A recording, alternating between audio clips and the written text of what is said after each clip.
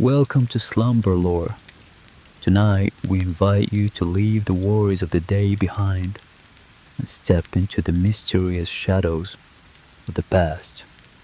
You are about to experience echoes of medieval Europe, a relaxing historical sleep story of forgotten lives. To guide you peacefully through the night, our journey today will unfold across 15 gentle chapters. You don't need to stay awake for all of them. Simply let my voice and the soothing sounds of history wash over you. So, find a comfortable position, close your eyes, take a deep, slow breath, and let our story begin. Chapter 1. The World After the Fall. For many people, the words medieval Europe summon familiar images. Towering stone castles rising above mist-covered hills. Knights in polished armor charging across open fields. Monks copying ancient manuscripts by candlelight. Kings wearing jeweled crowns. Grand cathedrals reaching toward the heavens. These images are not entirely wrong, but they tell only part of the story. Beyond the castle walls, beyond the colorful tapestries and royal ceremonies, existed another Europe.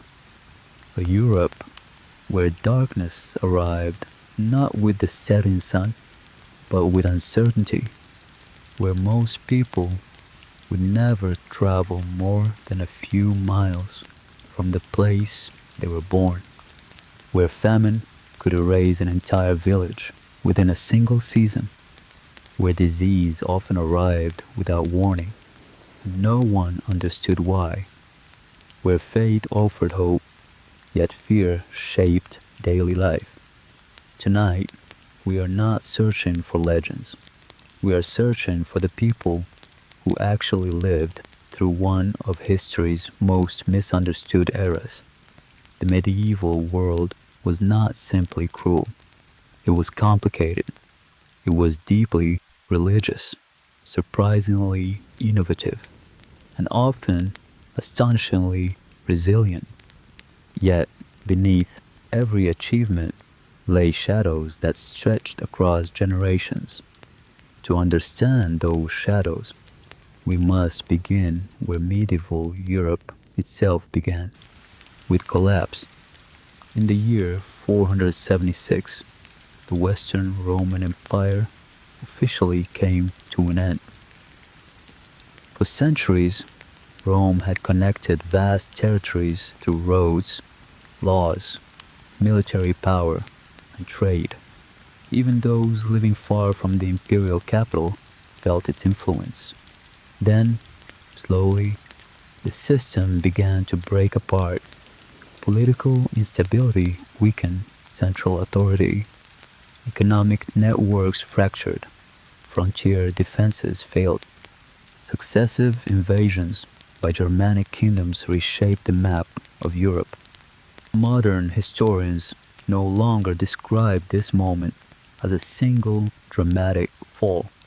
Instead, they see a gradual transformation that unfolded over generations. Yet for many communities, the consequences were profound. Roads deteriorated. Long-distance trade became more difficult. Cities shrank. Some public buildings were abandoned. Knowledge that had once flowed freely became concentrated in fewer places. For ordinary people, these changes were less about empires and more about survival. A failed harvest mattered far more than the fate of distant rulers. Most medieval Europeans were farmers. Their world revolved around the rhythm of the seasons. Spring demanded planting. Summer required constant labor. Autumn determined whether food would last through winter. Winter tested every household, There was little room for error. One unusually cold season, one prolonged drought, one outbreak of livestock disease, and any of these could threaten an entire community. Unlike modern societies, there were no supermarkets waiting with imported grain, no refrigerated warehouses, no emergency relief arriving within hours. If crops failed repeatedly, hunger followed, and hunger changed everything. Parents sometimes faced impossible choices. Livestock that represented years of work might be slaughtered early. Seeds intended for next year's planting might be eaten simply to survive another week.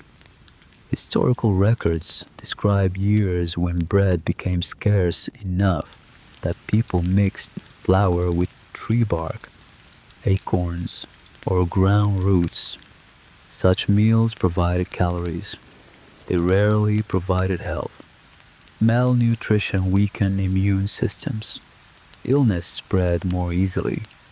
Children were especially vulnerable. Infant mortality remained painfully high throughout much of the medieval period. Many families buried children long before they reached adulthood. Death was not an extraordinary event, it was a familiar visitor. This constant presence shaped the medieval imagination. Religion became more than belief, it became an explanation. Why did storms destroy crops? Why did disease strike one household but spare another? Why did children die while others survived? Science, as we understand it today, offered few answers. Faith filled that silence. The church became one of the most influential institutions in Europe. It guided spiritual life, preserved learning, mediated disputes, and cared for many of society's most vulnerable people. Monasteries copied ancient texts that might otherwise have disappeared forever. Cathedrals became centers of worship, education, and community. Yet immense influence also carried immense power. Religious authority shaped laws, politics, morality, and everyday behavior. The boundary between earthly life and divine judgment felt remarkably thin. Heaven seemed real, hell seemed closer. Many people believed invisible spiritual forces surrounded them constantly. Angels, saints, demons, miracles, temptation. These were not abstract ideas. They were part of daily reality. A strange illness might be interpreted as a spiritual trial. An unexpected recovery could become evidence of divine intervention. An eclipse, a comet, an unusually violent storm. Events that modern science explains through astronomy and meteorology often inspired awe and anxiety among medieval observers. This did not mean medieval people lacked intelligence. Far from it. They interpreted the world using the knowledge available to them, just as every society does. Understanding this difference is essential. It is tempting to imagine the Middle Ages as an age of ignorance, but that picture is incomplete. Medieval scholars studied philosophy, mathematics, medicine, astronomy, and law. Universities began to emerge. Architects designed cathedrals, whose engineering still inspires admiration today.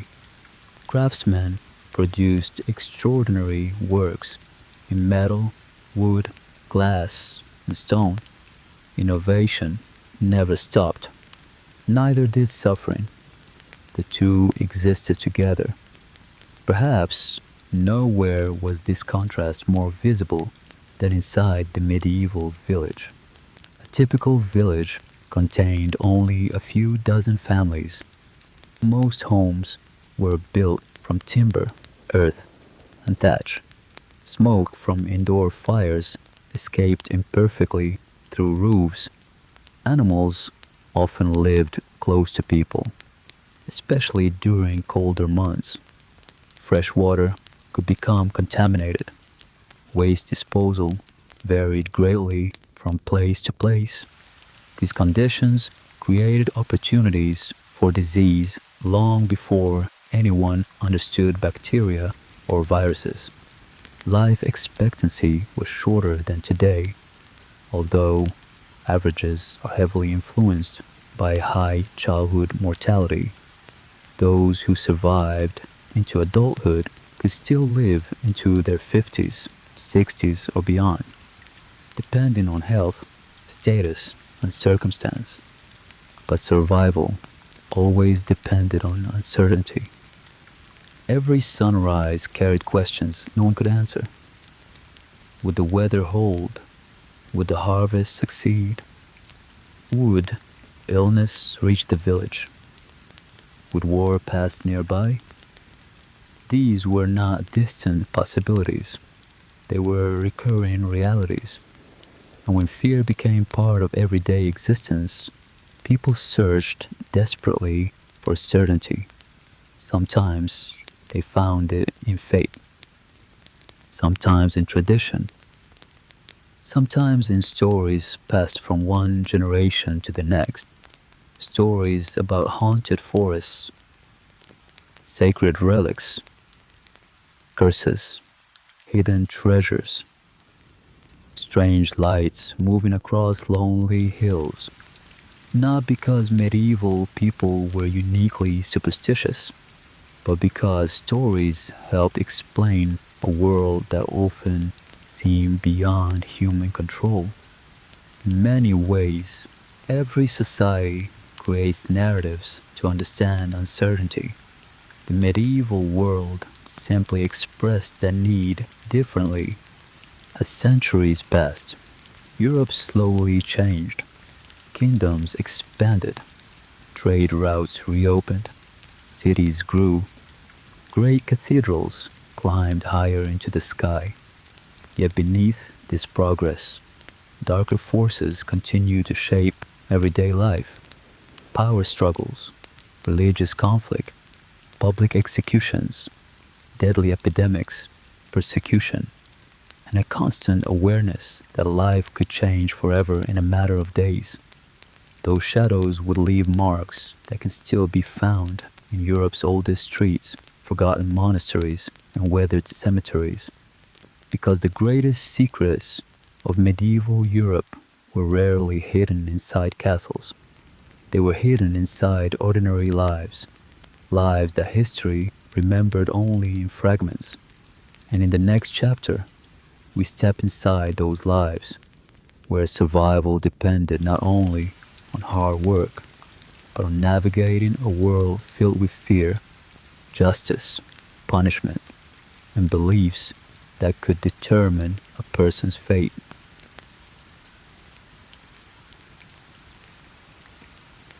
Chapter 2. Inside a medieval village, fear, justice, and the price of survival. Imagine waking before dawn, not to the sound of an alarm clock, but to the distant ringing of a church bell. The room is cold. The fire that warmed the house through the night has nearly gone out. Smoke lingers beneath the roof before slowly escaping through gaps in the thatch. Outside, the village is already beginning to stir. For most people in medieval Europe, this was not an unusual morning. It was nearly every morning. The medieval village was the foundation of European society. Although towns and cities grew over time, the overwhelming majority of people lived in rural communities, where life was shaped by the land and by the seasons. A single village might contain only a few dozen families. Everyone knew everyone else.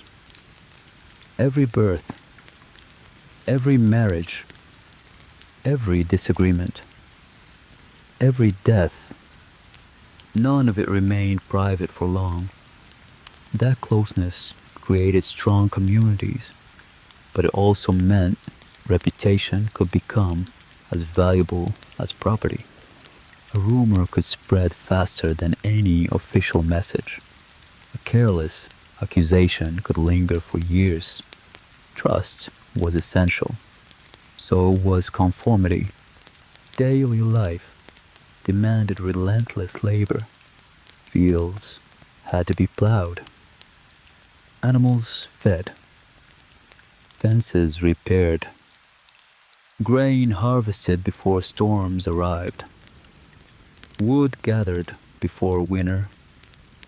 There were no weekends, no retirement, only the continuous cycle of work required to keep hunger at bay. Children joined that cycle early. Many learned practical skills long before they could read. They watched their parents plant crops, care for livestock, prepare food, spin wool, and repair tools. Education, where available, often came through apprenticeship, religious instruction, or family tradition rather than formal schooling. Knowledge passed from one generation to the next through experience. Mistakes carried consequences. A damaged plow might delay planting. A neglected animal could reduce a family's food supply. A poorly stored harvest might spoil before winter ended. Small failures could become major disasters. And yet, despite the hardship, medieval villages were not places without joy. Seasonal festivals brought music, dancing, and shared meals. Religious holidays offered moments of celebration and rest. Markets introduced new goods, unfamiliar faces, and news from distant regions. New faces often brought stories from distant lands that few villagers would ever see themselves. Marriage united families. Children played games remarkably familiar to modern eyes. People laughed, they sang, they told stories beside evening fires. History often preserves catastrophe more carefully than ordinary happiness. But ordinary happiness existed. It simply left fewer records behind. Still, beneath daily routines lay a persistent awareness that order could disappear with astonishing speed. One failed harvest, one violent storm, one armed conflict, one outbreak of disease. Each threatened the fragile balance upon which village life depended. Protection often came from the local lord. Under various forms of the feudal system, landowners exercised significant authority over the communities living on their estates. In return for access to land and certain protections, peasants typically owed labor, rent, taxes, or a share of their harvest. The exact arrangement differed across regions and centuries. Medieval Europe was never a single, uniform society. Practices in England could differ substantially from those in France, the Holy Roman Empire, or the kingdoms of the Iberian Peninsula. Even neighboring villages sometimes followed different customs, but one reality remained remarkably consistent. Power was unevenly distributed. The choices available to an ordinary farmer were often limited by obligations they had inherited rather than chosen. Many disputes were settled locally, arguments over land, livestock wandering into another field, broken agreements. unpaid debts. These conflicts rarely remained simple because everyone depended on one another. Personal disagreements could divide entire communities. Justice, as medieval people understood it, reflected both local tradition and the laws of the time. Some courts sought careful testimony and evidence. Others relied heavily on reputation and sworn oaths. Legal systems evolved significantly throughout the Middle Ages, becoming more structured in many regions over time.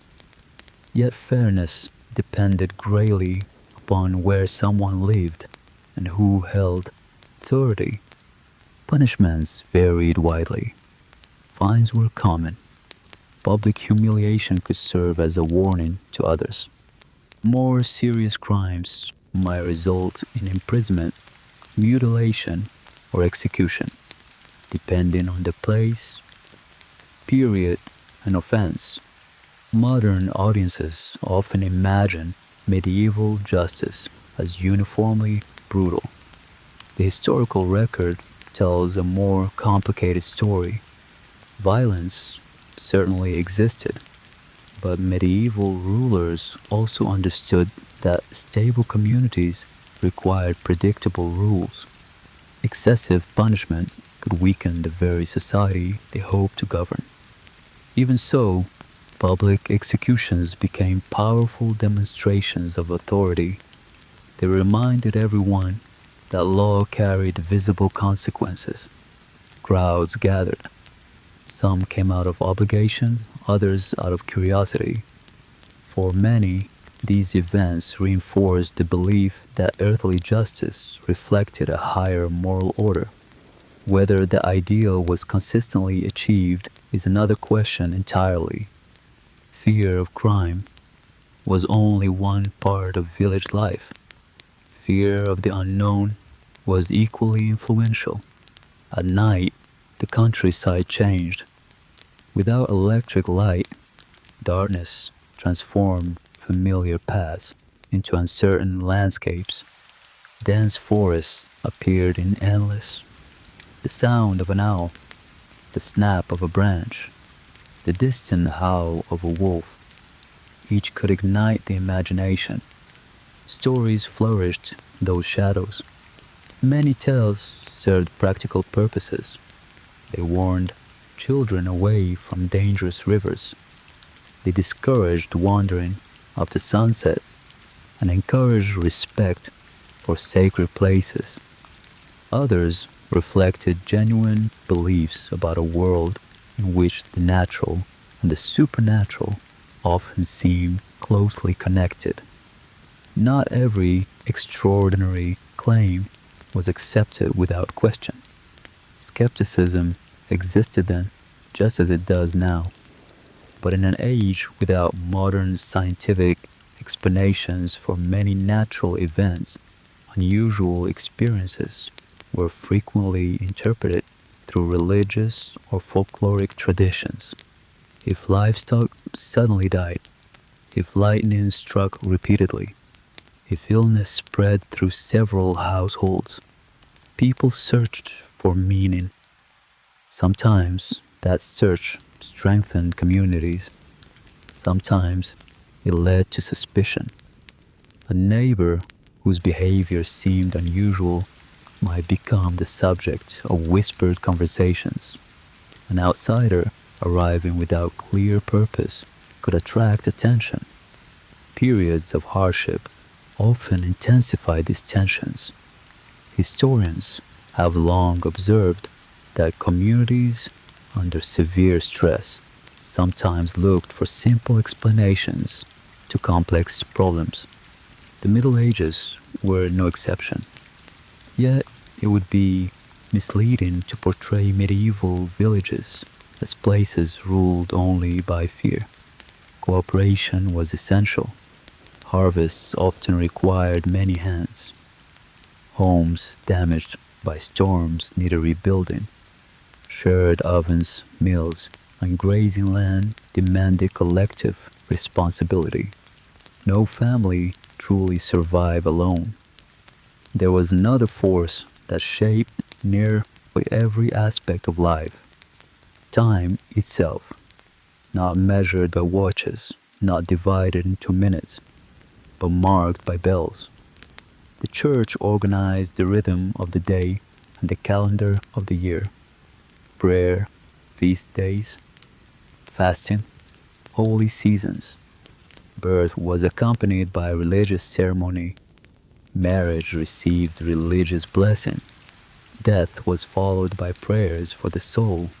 For many medieval Europeans, earthly existence represented only the beginning of a far longer journey. That belief inspired acts of charity, but it could also justify harsh judgments against those seen as threats to the moral order. As the centuries passed, Europe became increasingly interconnected. Merchants traveled farther, pilgrims crossed kingdoms, scholars exchanged ideas, trade expanded, but movement also carried invisible dangers. Goods were not the only things traveling along Europe's roads. Disease traveled with them as well. Long before physicians understood microbes, epidemics periodically swept across towns and villages. Some outbreaks faded quickly, others changed history forever. One of them would become so devastating that a later generation could scarcely imagine its scale. It would alter economies, challenge religious certainty, reshape labor, and leave behind memories that echoed for centuries. Before Europe confronted that catastrophe, however, another story must be told. A story of towering cathedrals, growing cities, immense wealth, and hidden inequalities. Because even as medieval Europe appeared to become stronger, cracks were already spreading beneath its foundations. They were subtle, almost invisible, until they no longer could be ignored.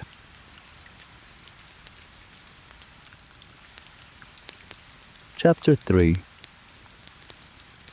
Cities of Stone, Cathedrals of Faith, and the Invisible Enemy. By the beginning of the High Middle Ages, something remarkable was happening across Europe. After centuries of uncertainty, many regions entered a period of steady growth.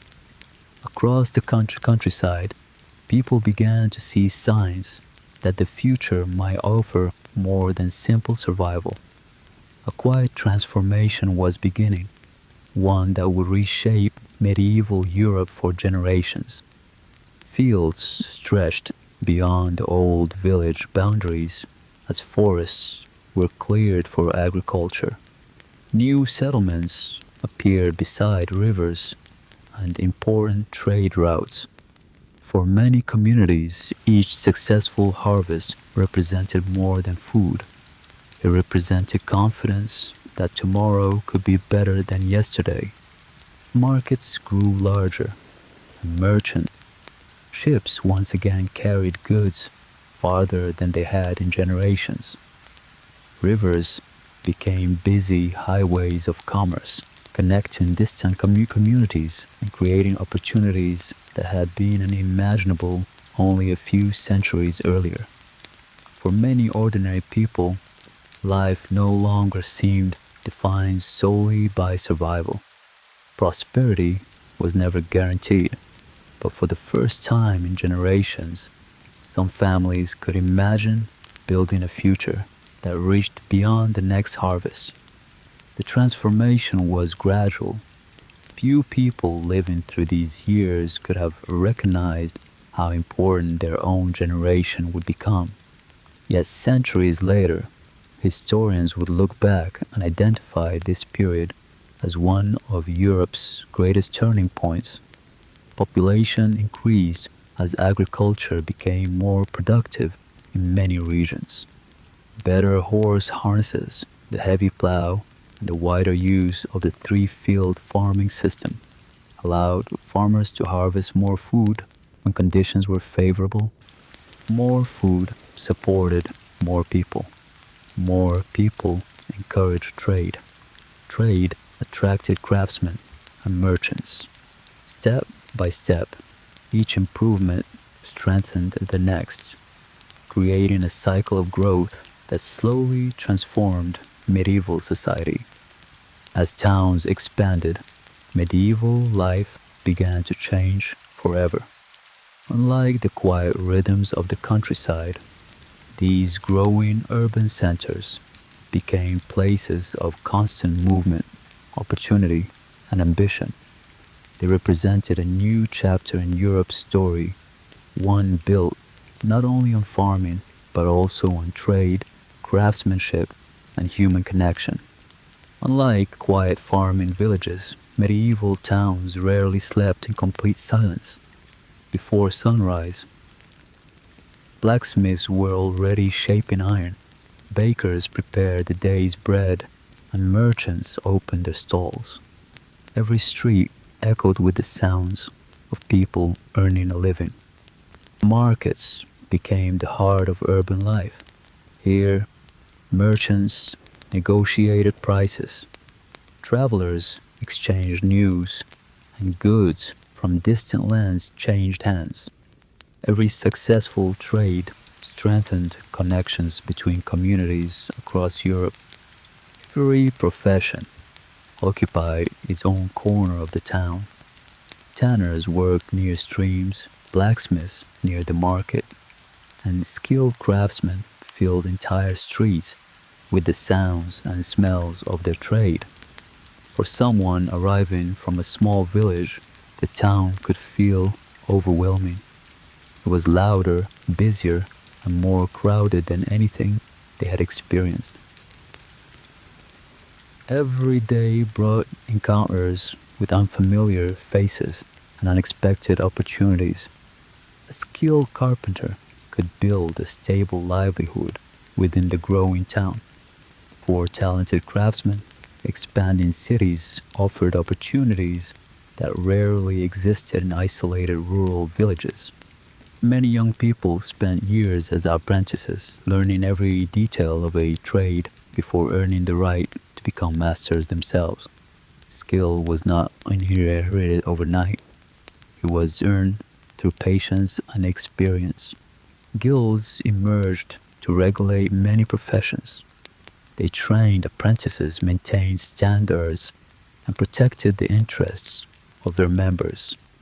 Belonging to a guild often meant far more than having a job. It meant identity, reputation, and community. Yet, prosperity was never shared equally. Magnificent stone homes stood only a short walk from cramped wooden houses. Successful merchants accumulated remarkable wealth, while many laborers struggled to afford bread when prices rose. Economic growth transformed medieval towns, but it also made social differences impossible to ignore. At the center of many medieval towns stood the marketplace, where daily commerce brought together merchants, craftsmen, and travelers. Nearby stood the church, and above nearly everything else rose the cathedral.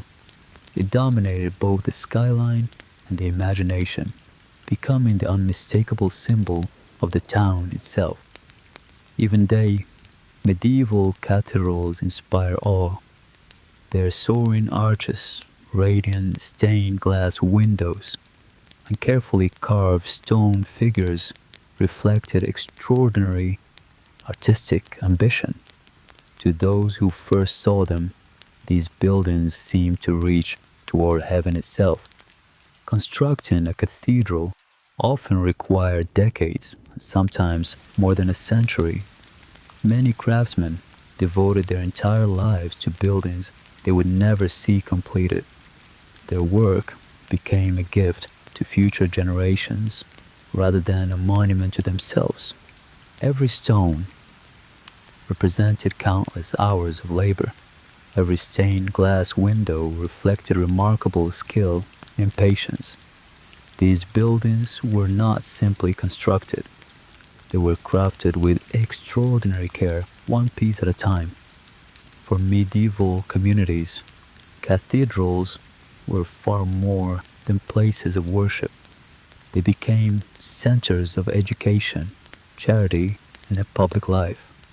Within their walls, people sought guidance, comfort, and a shared sense of purpose. To modern eyes, these cathedrals may seem almost impossible to build without modern machinery, yet their construction depended on careful planning, accumulated knowledge, and remarkable organization. Medieval engineers and craftsmen mastered their skills through generations of experience. The work demanded precision, and mistakes could have deadly consequences. Construction sites were dangerous places where every beam, every stone, and every decision carried real risks. Even so, the work continued year after year. Despite every hardship, construction continued because these cathedrals represented something greater than any individual life. They stood as lasting expressions of faith, community, and hope. In stone and glass, medieval Europe proclaimed its belief that some achievements were meant to endure long beyond a single lifetime. Religion shaped nearly every aspect of medieval Europe, extending far beyond church walls.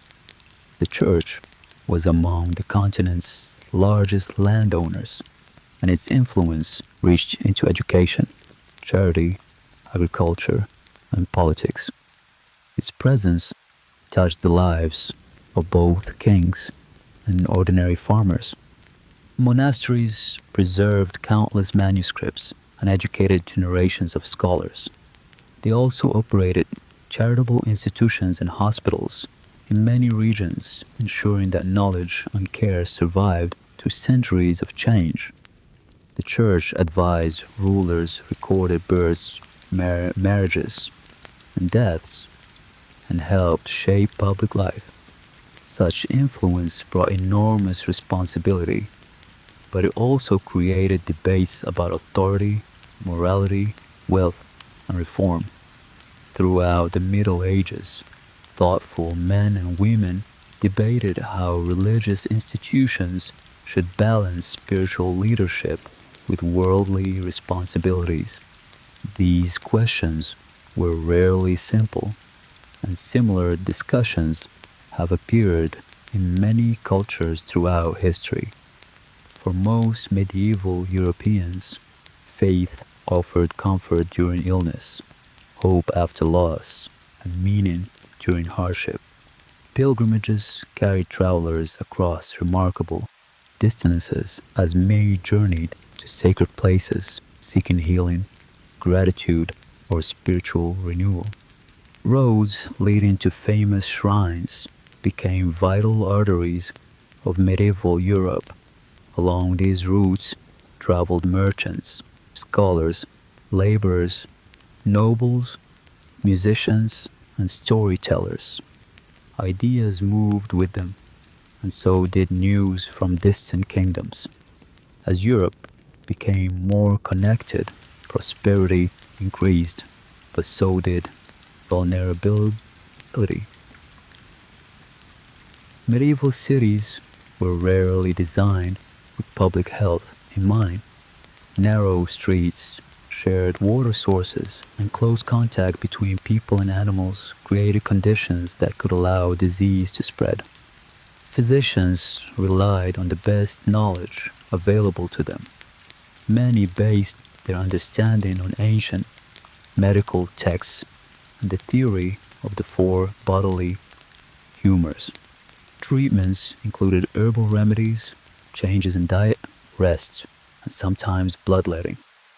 Although some methods may have provided limited relief, the true causes of infectious disease remained unknown. Despite their dedication, medieval physicians faced limits that no amount of experience could overcome. No one yet understood bacteria, viruses, or the role that fleas could play in spreading certain diseases. That knowledge still lay centuries in the future. When illness appeared, its pattern often seemed impossible to understand. One household might lose several family members, while the next remained untouched. Some recovered within days, others never had the chance. Communities responded using the knowledge they trusted most. They prayed, relied on traditional medicine, observed the natural world, and shared what experience had taught them. In uncertain times, faith and practical knowledge often existed side by side. Fear has always traveled quickly, sometimes even faster than merchants or armies. A whispered warning in one marketplace could become accepted as truth in another before the week had ended. When outbreaks appeared, some authorities attempted practical responses. Travelers could be questioned, arriving ships inspected, and the sick isolated when possible. The success of these efforts varied greatly because the nature of disease was still poorly understood. Far beyond Europe's cities, vast trade networks stretched across mountains, deserts, and seas. Silk, spices, precious metals, and fine textiles passed through countless hands before reaching European markets. These routes connected civilizations on an extraordinary scale. Trade carried more than valuable cargo. History has shown that the same routes bringing prosperity could also transport invisible dangers. No sailor could see what traveled alongside the goods. No merchant imagined the consequences waiting beyond the horizon. Across Europe, people bought cloth in London, sold grain in Paris, and filled the markets of Florence without realizing that history was about to change. Within only a few years, familiar streets would fall silent. Church bells would ring almost without pause, and families would face unimaginable loss. At the height of its confidence, medieval Europe had no idea that an invisible enemy was already on its way.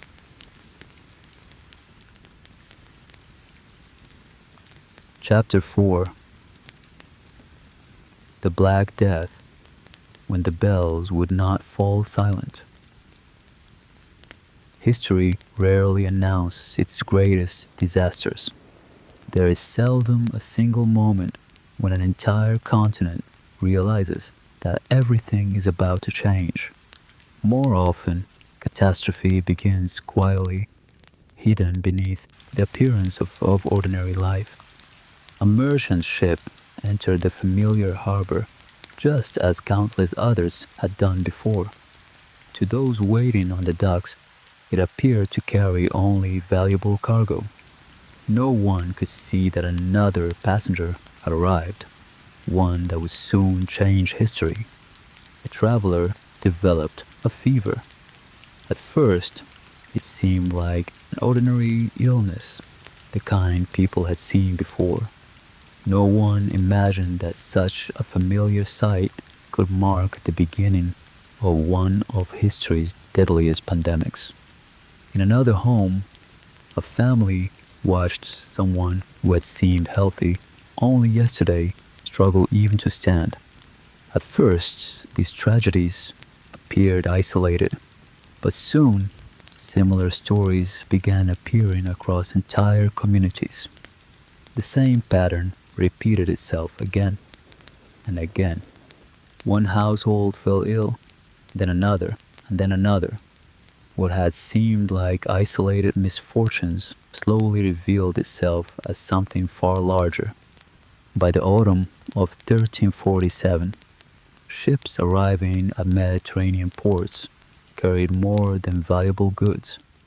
Along with silk, spices, and grain came one of the deadliest pandemics in recorded history, though no one recognized it at the time. Modern researchers generally identify the disease as plague caused by the bacterium Yersinia pestis. The most widespread form during the pandemic was likely bubonic plague, although evidence suggests that other forms may also have contributed in certain outbreaks. The people of the 14th century could not see bacteria.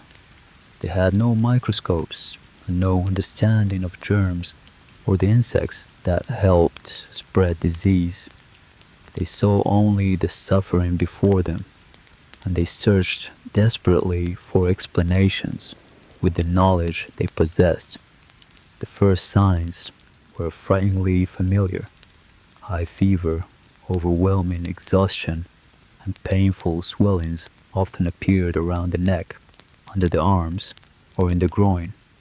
Without understanding the cause, families could only watch as the illness advanced with alarming speed. In some patients, dark discolorations appeared on the skin, becoming one of the features later associated with the name Black Death. Not everyone who became ill died, but no one could predict who would survive and who would not. As Europe's trade networks connected one city to another, the disease traveled with astonishing efficiency. Busy ports became gateways, major roads became corridors, and crowded marketplaces unknowingly helped carry the outbreak farther inland. Within only a few years, plague spread across much of Europe. Every successful trade route that had once carried prosperity now unknowingly carried disease, linking distant kingdoms to an invisible threat. No kingdom remained untouched for long. Kings received troubling reports from distant provinces, each message describing familiar patterns of illness and loss that seemed to spread faster than anyone could explain. Monks carefully recorded death after death in their chronicles. Village priests buried neighbors they had known since childhood, while families struggled to understand how so much could change in only a matter of days. The numbers remain difficult to comprehend. Many historians estimate that between one-third and one-half of Europe's population may have died during the first Great Wave. Some communities suffered less, while others were transformed almost beyond recognition. Imagine walking through a town where every familiar face carries uncertainty. The baker no longer opens his shop. The blacksmith's forge has fallen silent. Children no longer gather beside the church. Only one sound remains unchanged: the steady ringing of church bells, again and again, marking lives that have quietly come to an end. For medieval Europeans, death had never been unfamiliar, but the Black Death transformed that familiar presence into something almost beyond imagination.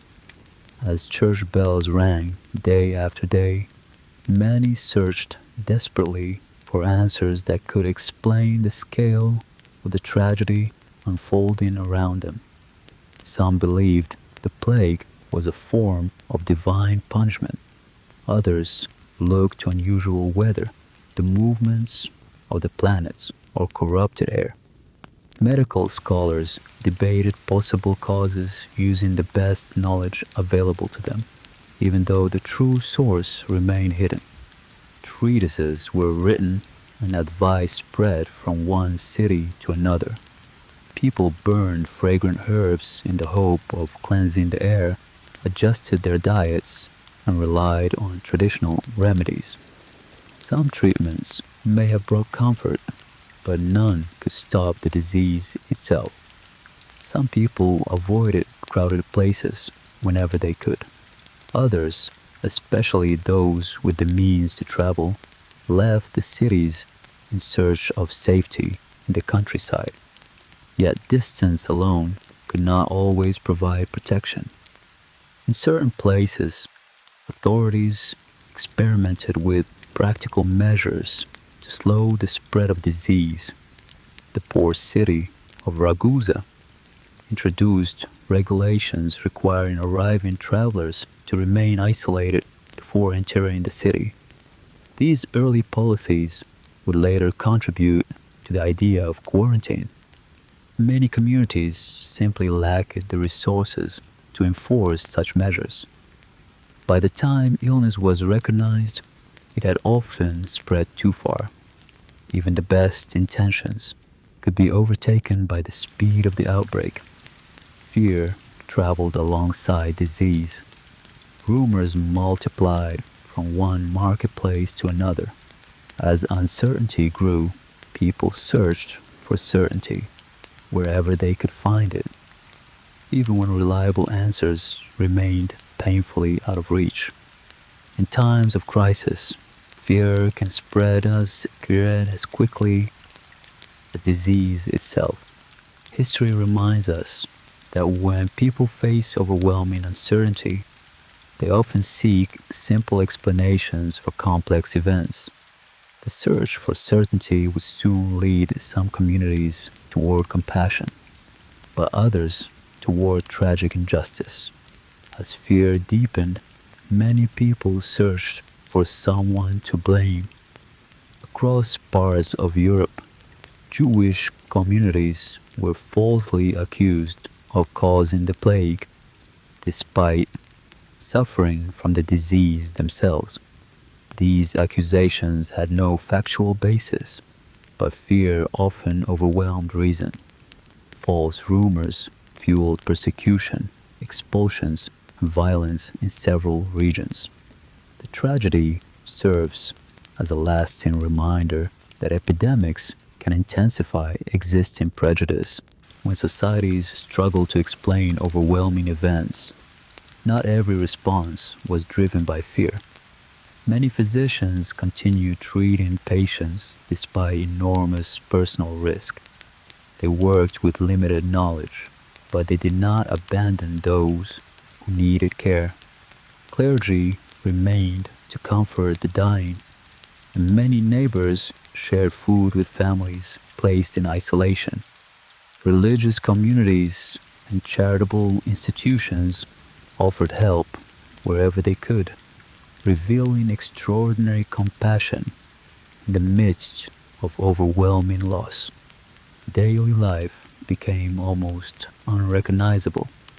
Fields went untilled because there were too few workers.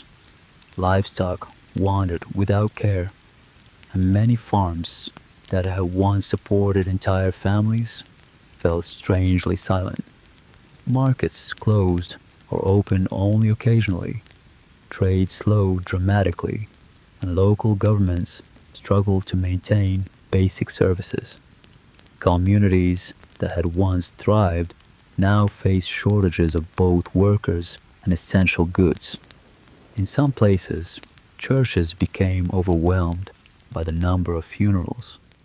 Where individual burials were no longer possible, larger communal graves were prepared. Even in these difficult moments, communities sought to honor the dead with dignity. The Black Death was a continental catastrophe, but its impact was never identical everywhere. Some towns recovered more quickly, some villages lost only part of their population, and others disappeared from the historical record altogether. History is rarely shaped by a single uniform experience. As the first great wave of plague began to subside, survivors stepped into a world that looked familiar yet felt profoundly different. Houses still stood, fields still stretched across the landscape, but countless families were gone, and many homes would never again be filled. With so many lives lost, labor became scarce. Landowners who had once relied on abundant workers suddenly faced shortages, while surviving laborers discovered that their skills had become more valuable than before. Across many regions, workers began asking for better wages or seeking opportunities elsewhere. These changes unfolded gradually, but they signaled that the balance between labor and land ownership was beginning to shift. In England, the Statute of Labourers of 1351 attempted to limit wages and restrict worker mobility after the dramatic population losses. Historians continue to debate how effective these measures were, but they reveal how governments tried to preserve older social arrangements. The pandemic changed religious life as well. For many people, faith became even more important. Others struggled with painful questions, wondering why sincere prayers had gone unanswered and why suffering had touched every corner of society. Art also began to change. Painters, sculptors, and writers increasingly reflected on the fragility of life. Their work reminded audiences that wealth, power, and social status could not protect anyone from death, a message that deeply shaped the medieval imagination. The Black Death did far more than claim millions of lives. It transformed politics, economics, religion, medicine, art, and collective memory. Even today, traces of that catastrophe remain visible in abandoned villages, historical records, and archaeological discoveries across Europe. Europe did not collapse, communities rebuilt, children were born, cities recovered, and trade slowly resumed. Yet beneath this renewal, another kind of darkness was beginning to grow, not one carried by disease, but by fear.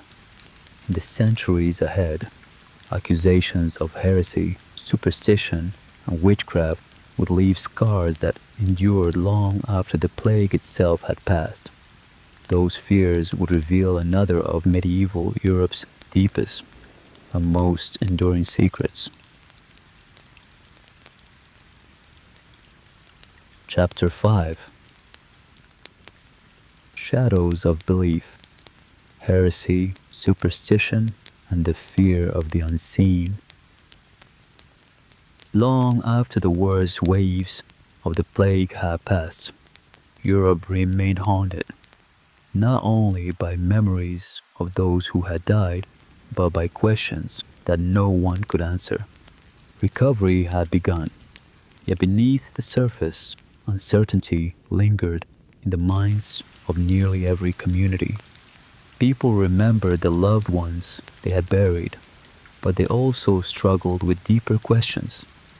Why had one family survived while another had vanished? Why did suffering seem to strike without warning? The search for meaning did not end with the epidemic. In many ways, it became even more intense. To understand medieval Europe, it is important to remember that faith was never confined to churches alone. It shaped how many people understood the entire universe, influencing everyday decisions as much as extraordinary events. The natural world and the spiritual world were often seen as deeply connected. A poor harvest could be understood as more than an agricultural failure, while a violent storm might be interpreted as carrying moral or spiritual significance. An unexpected recovery from illness could be celebrated as a miracle. These beliefs did not arise from a lack of intelligence, They reflected the knowledge and worldview available at the time, shaped by faith, experience, and inherited tradition. Just as modern societies rely on today's scientific understanding, medieval Europeans interpreted the world through religious teaching, local traditions, and personal experience. Every society explains uncertainty using the knowledge available to it. Alongside official religious teaching existed another powerful force: local folklore. Across Europe, stories passed from one generation to the next, preserving memories, traditions, and explanations for a world that often seemed uncertain. Every region developed its own stories. Forests where travelers claimed to hear voices after sunset, ancient wells believed to possess healing powers, lonely hills associated with unexplained lights. These legends became part of everyday life, revealing not only what people believed, but also what they feared and hoped to understand. Many of these stories served practical purposes as well as spiritual ones. Parents warned children not to wander into dangerous forests where they could become lost, injured, or encounter wild animals. Folklore often preserved lessons about survival as much as belief. Travelers often avoided lonely roads after dark. Some feared robbers, others feared becoming lost, and many carried stories they had heard since childhood. Whether every tale was believed mattered less than the sense of caution those stories encouraged. With each generation, old stories slowly changed. New details were added, forgotten memories faded, and history blended with imagination. Over time, legends became part of the identity of entire communities. Many local traditions reached back long before the Middle Ages. Older customs mixed with newer religious beliefs, creating a cultural landscape where history and folklore often became impossible to separate completely. Whether or not every legend was literally true is not the only question historians ask. Stories reveal what people feared, what they valued, and how communities tried to understand a world that often seemed unpredictable. The church understood that local beliefs varied from one region to another. Religious leaders often encouraged communities to follow official teaching, while discouraging customs considered consistent with Christian doctrine. The relationship between established religion and local tradition was rarely simple. Some customs gradually became part of religious celebrations, while others were criticized or abandoned. Across medieval Europe, this balance evolved differently from one community to another. As medieval Europe became more organized, another concern increasingly occupied both religious and political authorities. It was the question of heresy. In a society where religion shaped law, education, and public life, disagreements over belief were rarely viewed as private matters. They could influence the stability of entire communities. In the medieval world, the word heresy carried consequences far beyond disagreement. Church authorities used the term for beliefs they considered contrary to accepted doctrine. Because religion shaped nearly every part of society, theological disputes were often viewed as challenges to public order as well as faith. Across medieval Europe, different religious movements emerged with different goals. Some encouraged greater simplicity within the church, while others questioned established authority more directly. Not every movement was treated in the same way, and responses varied across regions and centuries. One of the best known examples involved the Cathars of southern France. They held religious beliefs that differed significantly from those of the Catholic Church. Their communities developed distinctive traditions that eventually became the focus of growing concern among church and political authorities. The conflict surrounding the Cathars eventually led to the Albigensian Crusade during the 13th century.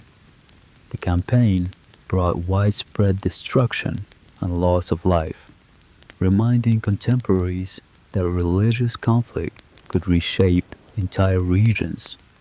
For the people living through these events, religious disagreement was not simply an abstract debate. It could influence loyalty, identity, and even survival. Ordinary families often found themselves caught in struggles far beyond their control. To investigate suspected heresy, church authorities established legal procedures that historians collectively refer to as inquisitions.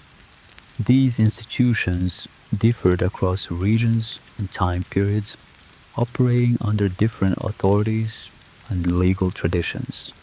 Some inquisitorial proceedings relied heavily on witness testimony, written records, and established legal procedures. Their methods were not identical everywhere, and historians continue to study the important differences between these courts. Some periods and jurisdictions permitted practices that modern legal standards would regard as deeply unjust, including the limited use of torture under specific legal conditions. Its application varied, and the historical record is complex. Understanding that complexity helps us move beyond stereotypes and see medieval society with greater accuracy. Outside official courts, ordinary people continued living with uncertainty. Medicine remained limited, storms destroyed homes, harvests sometimes failed, and livestock died without warning. Every hardship demanded an explanation, and not every answer came from the same source. In many communities, certain individuals became known for their unusual knowledge. Some understood the healing properties of herbs, while others gained experience caring for the sick through years of practical observation and tradition. Others served as midwives, assisting mothers during childbirth and offering care when professional physicians were unavailable. Their roles varied greatly from one region to another, but many were respected members of their communities. Some people were believed to possess special insight into illness, weather, or fortune.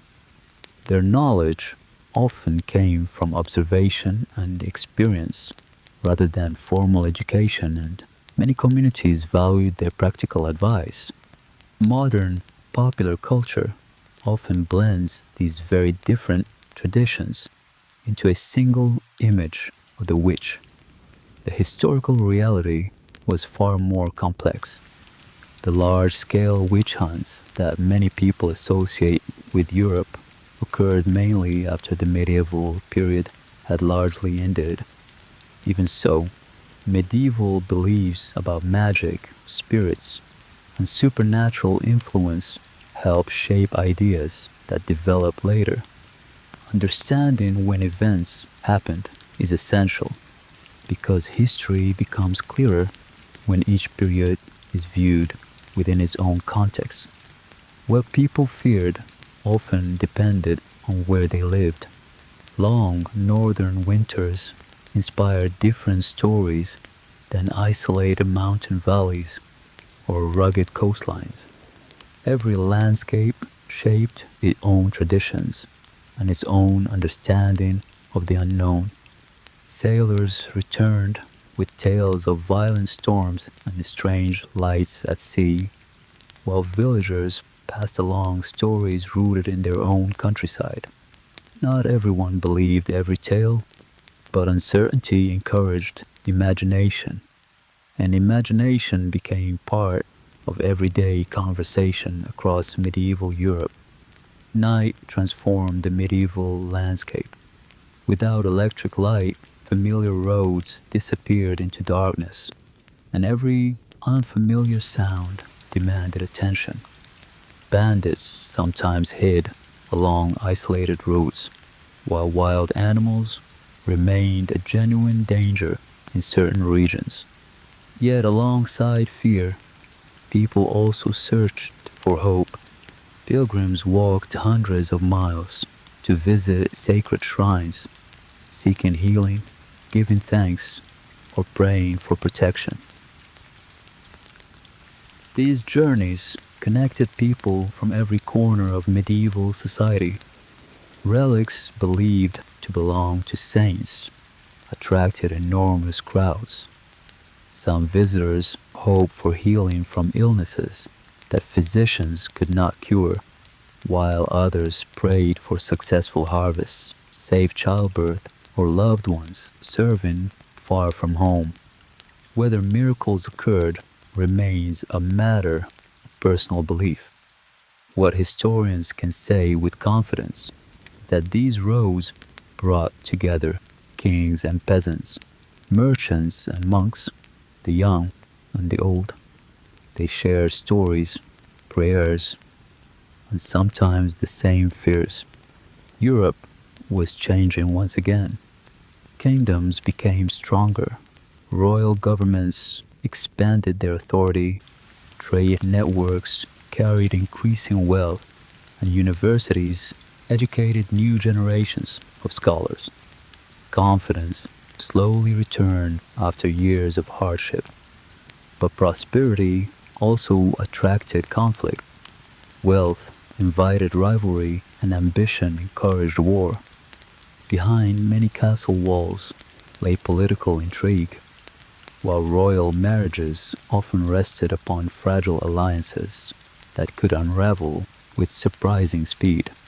Beyond the horizon, armies were already gathering.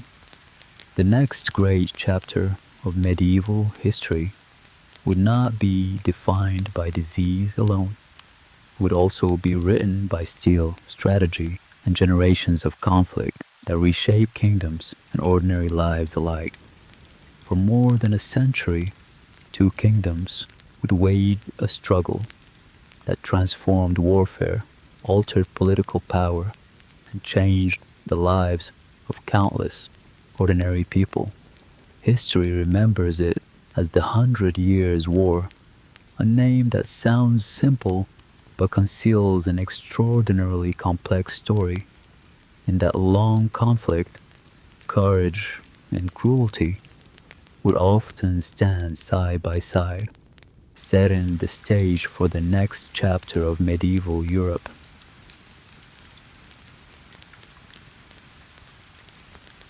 Chapter 6. The Hundred Years' War. Castles, longbows, and lives caught between kings. Wars are often remembered through the names of kings, the dates of famous battles, and the victories carved into monuments. But for the people who lived through them, war was remembered very differently. It was measured in ruined homes, empty fields, and the constant uncertainty of what tomorrow might bring. For ordinary families, conflict rarely began with armies on the horizon. It arrived as burned homes, missing relatives, and seasons when the harvest never came. Survival depended less on victory than on enduring whatever the next campaign would bring. By the middle of the 14th century, Europe was still recovering from the devastation of the Black Death. Villages slowly rebuilt, trade returned, and communities adapted to profound social and economic change. Yet recovery remained fragile. Just as Europe began to regain its footing, another long shadow fell across the continent. A conflict was beginning that would reshape kingdoms, transform warfare, and leave its mark on generations who had already endured extraordinary hardship. Today, we call this conflict the Hundred Years' War, but the name can be misleading. The struggle lasted from 1337 until 1453, interrupted by periods of peace, negotiation, and renewed fighting. It was not one continuous war, but a long series of campaigns. The causes of the conflict were complex. Disputes over inheritance, competing claims to the French crown, control of valuable territories, and political ambition all played important roles. No single event alone explains why the war lasted for so long. Like many conflicts throughout history, the Hundred Years' War grew from multiple disputes that became increasingly difficult to resolve. Diplomacy continued alongside military action, but compromise often proved impossible. For ordinary people, the legal arguments between kings mattered far less than their consequences. When armies approached, fields, homes, and families stood directly in the path of history. In that moment, politics became personal, and survival became the only certainty. An army moving across the countryside required enormous supplies. Soldiers needed food, horses needed grain, and commanders demanded shelter. If nearby communities could not provide these willingly, resources were often taken by force, leaving ordinary families to bear the costs. Many villages found themselves trapped between opposing armies. Neither side seemed like the enemy until both arrived. Families often hoped only that the soldiers would continue their march without stopping at their homes. The medieval battlefield was far removed from the orderly scenes often portrayed in popular films. Dust, smoke, mud, and confusion limited visibility, while shouted commands were easily misunderstood. Victory depended on far more than courage alone. Communication during battle was difficult. Messages traveled by voice, banners, or mounted riders, and misunderstandings could quickly alter the course of an entire engagement. Even the best plans could fail once fighting began. The image of the armored knight charging across an open field has become one of the defining symbols of the Middle Ages. Mounted warriors were highly trained and often represented the military elite of their time. Becoming a knight required years of preparation. Young nobles often began as pages, learning courtly manners alongside practical skills. Their education combined discipline, responsibility, and the expectations of noble service. As squires, they practiced riding, weapons, and military discipline before eventually earning knighthood. Years of training prepared them not only for combat, but also for leadership within medieval society.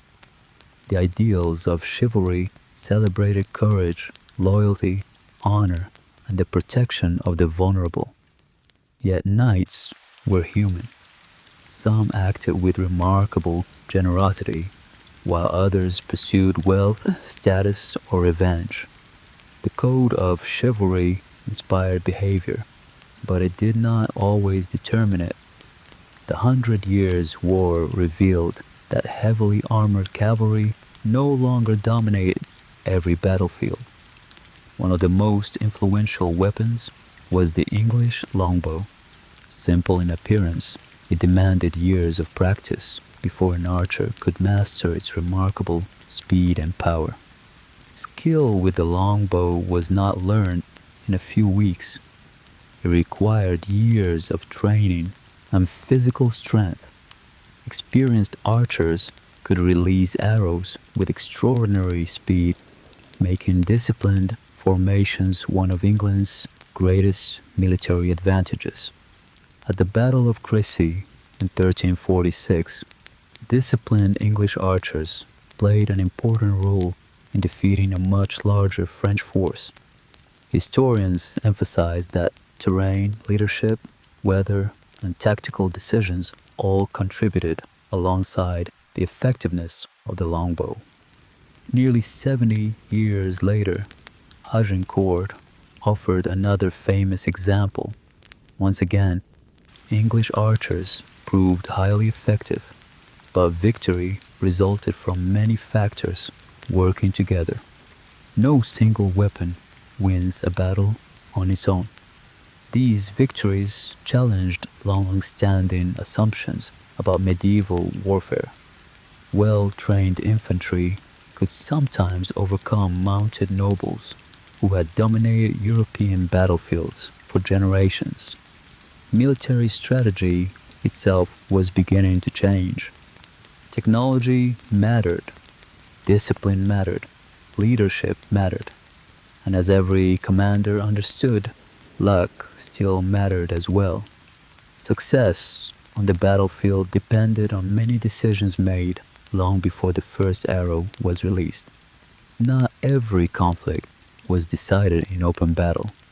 Castles represented far more than impressive architecture.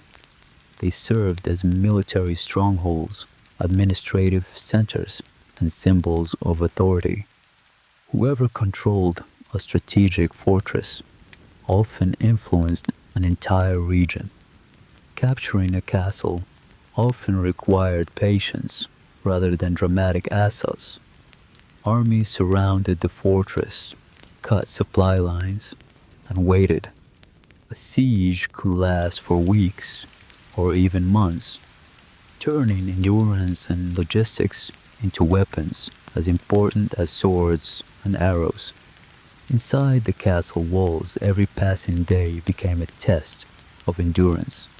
Food supplies slowly diminished, clean water could become difficult to secure, and families lived with constant uncertainty as they wondered whether help would arrive before their resources ran out. Every decision carried consequences. Commanders had to ask difficult questions. Could the defenders hold their position? Would reinforcements arrive in time?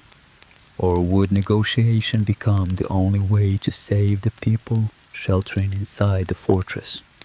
Sieges were not fought only by soldiers. Children, elderly residents, and ordinary families endured the same shortages and uncertainty. As weeks passed, hope often rose and fell, with every rumor carried from beyond the walls. When attacks finally came, they could be terrifying. Archers filled the sky with arrows, while defenders answered from the walls. Every assault tested the determination of both attackers and defenders. Engineers built powerful siege machines capable of hurling enormous stones against defensive walls. Victory often depended not only on courage, but also on engineering skill, careful planning, and patience. Popular stories often describe defenders pouring boiling oil from castle walls.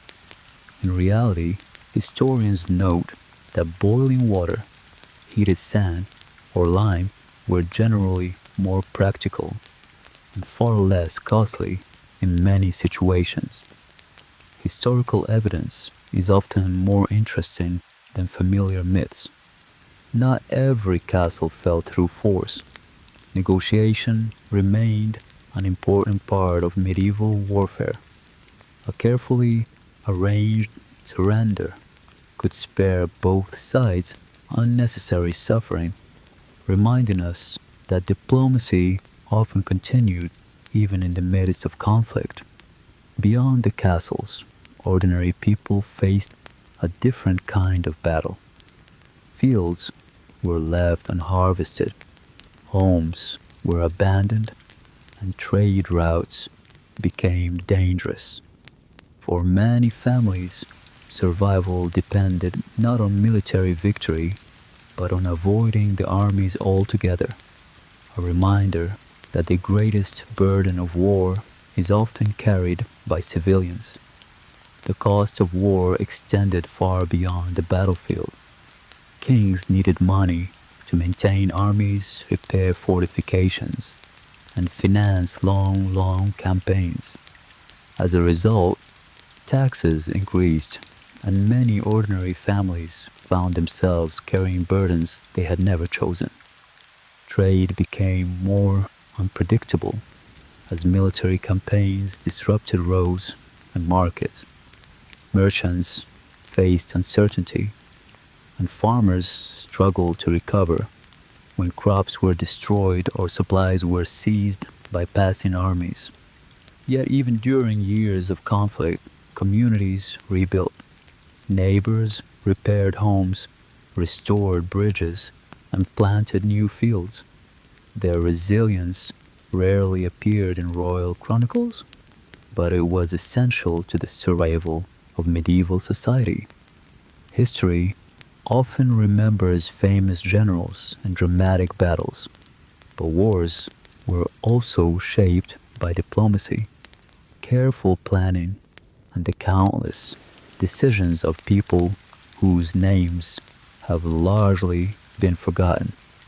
As the war continued into the 15th century, France endured repeated setbacks. Territory was lost, political divisions deepened, and many wondered whether the kingdom could recover from years of conflict. In a small village in northeastern France lived a young woman. Unlike the nobles and commanders who usually shaped history, she was not born into privilege, and she possessed neither wealth nor military training. At first, she was simply a farmer's daughter. She later said that she believed she had been called to a mission unlike any other. To some contemporaries, her conviction inspired hope. To others, it raised profound questions. Whatever one's beliefs, her story would soon become one of the most remarkable episodes of medieval history. Centuries later, historians continue to study her life with fascination. Before history remembered her as Joan of Arc, she was simply a young woman who believed she had been given a mission that no one else could see. In the next chapter, we follow her extraordinary journey through faith, war, conviction, and the events that would change the course of France forever.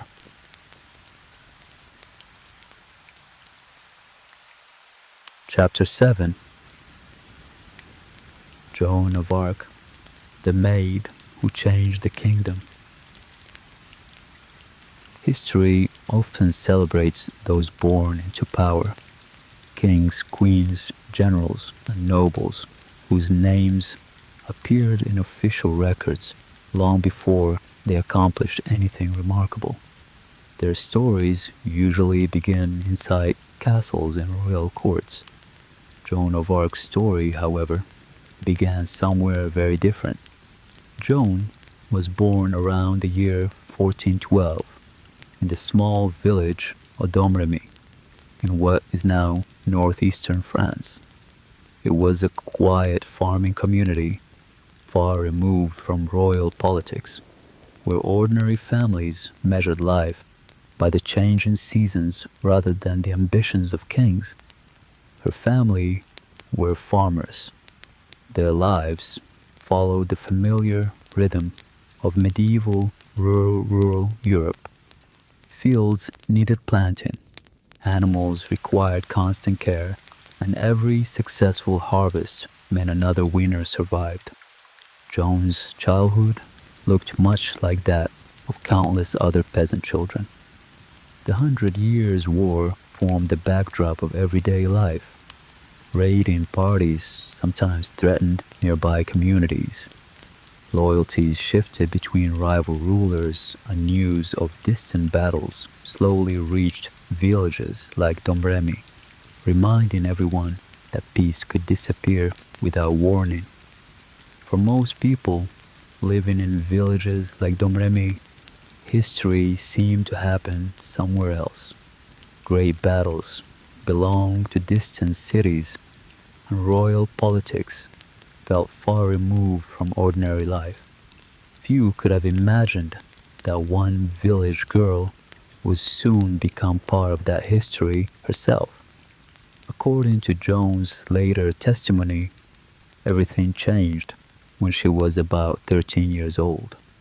She said that she began hearing voices and experiencing visions that would guide every important decision she made from that moment forward.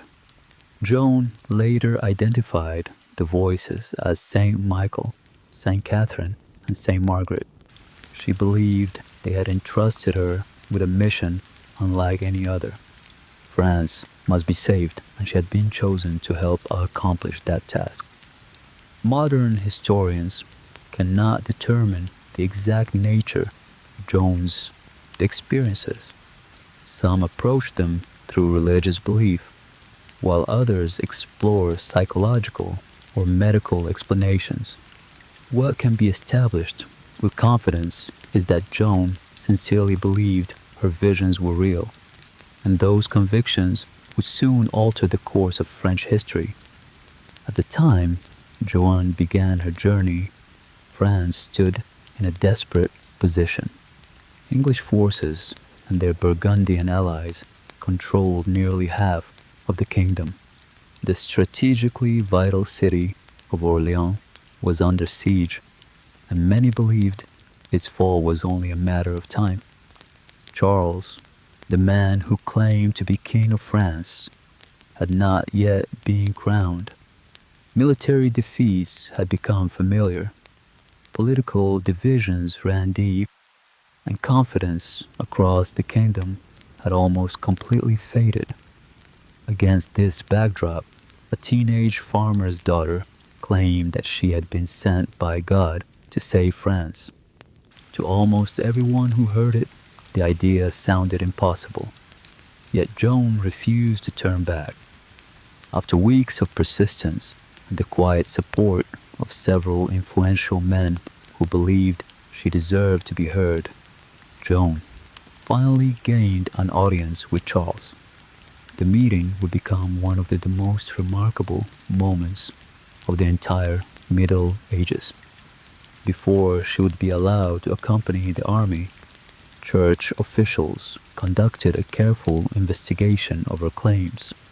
They sought to determine whether her beliefs were consistent with accepted doctrine, and whether any evidence of heresy could be found. The surviving records show that no evidence of heresy was found during this initial inquiry. Permission was granted. The farmer's daughter from Domremy would be allowed to travel with the relief army heading for Orleans. Joan received armor not because she was expected to fight as a conventional knight, but because she would be present on the battlefield. One detail, however, appears consistently in every contemporary account. Joan carried a banner. She repeatedly said that she preferred carrying it into battle rather than using a sword. Her role was as much symbolic as military. She inspired, she encouraged, and she convinced thousands of people that victory was no longer impossible. In 1429, the city of Orléans, one of France's most important strategic strongholds, remained under English siege. Many believed the city would fall. When Joan arrived with French reinforcements, the atmosphere among the defenders began to change in ways that surprised even experienced commanders. French forces succeeded in lifting the siege of Orléans, a victory that became one of the war's great turning points. News spread rapidly across France. A young woman claiming divine guidance had helped reverse what many believed was an impossible situation. For supporters, the victory seemed miraculous. For opponents, it was deeply unsettling. Momentum had begun to shift, and across France, people who had lost hope started to believe that the war could still be won. Over the following months, French successes continued. Town after town opened its gates, and the road toward Reims, the traditional site of French coronations, gradually became accessible once again. Charles was crowned king at Reims Cathedral in a ceremony carrying profound symbolic importance. The coronation reinforced his legitimacy at a moment when questions of rightful rule had dominated the conflict for decades. Joan stood nearby, witnessing the anointing of the king she had helped bring to power. The farmer's daughter from Domremy had witnessed the anointing of a king. It was a moment that seemed to confirm everything she had believed since her visions first began. Yet history rarely allows triumph to last without challenge. War rarely follows a straight path. In 1430, during fighting near Compiègne, Joan was captured by Burgundian forces allied with England. The young woman who had inspired an entire kingdom suddenly found herself a prisoner. She was eventually transferred to English custody.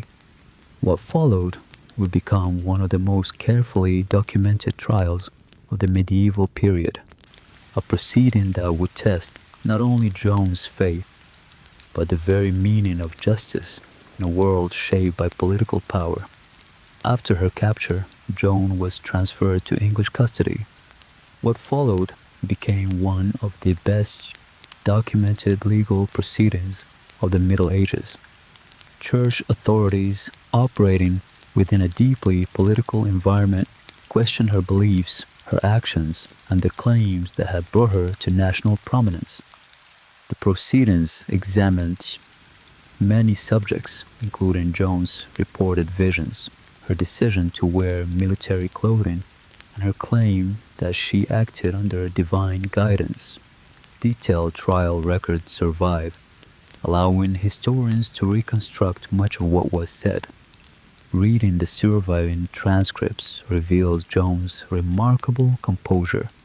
Again and again, she answered difficult questions with intelligence and confidence, even though she faced experienced theologians and legal officials. Some of her replies have echoed through history. Her answers often avoided the traps hidden within complicated theological questions, demonstrating a presence of mind that surprised many of those who participated in the trial. When asked whether she knew she was in God's grace, Joan gave the answer for which she still remembered. If I am not, may God place me there. And if I am, may God so keep me. The response expressed humility while avoiding the theological trap set before her. Despite her defense, the court ultimately declared Joan guilty. Historians continue to debate the fairness of the proceedings. Many scholars argue that political pressures influenced both the trial and its outcome. In 1431, Joan was executed in Rouen. She was approximately 19 years old. Contemporary witnesses later described the event as deeply affecting, even for some people who had supported the proceedings against her. Joan's life ended, but her story did not. The questions raised by her trial, her faith, and her extraordinary courage would continue to echo through history. In time, the verdict against her would itself come under careful scrutiny, opening the way for one of history's most remarkable reversals. Years after Joan's death, the political landscape had changed. In 1456, a new church investigation carefully reviewed the original trial. Witnesses were questioned again, documents were re-examined, and the proceedings reached a very different conclusion from the one that had condemned her. The retrial concluded that serious procedural errors and injustices had occurred during the original proceedings. Joan's conviction was formally overturned, transforming the historical understanding of one of the Middle Ages' most famous trials. Centuries later, in 1920, the Catholic Church canonized Joan of Arc as a saint. History had transformed a condemned prisoner into one of France's most enduring national figures, remembered not only for military events, but also for courage, conviction, and faith. Joan's story has inspired generations of artists, historians, writers, and filmmakers.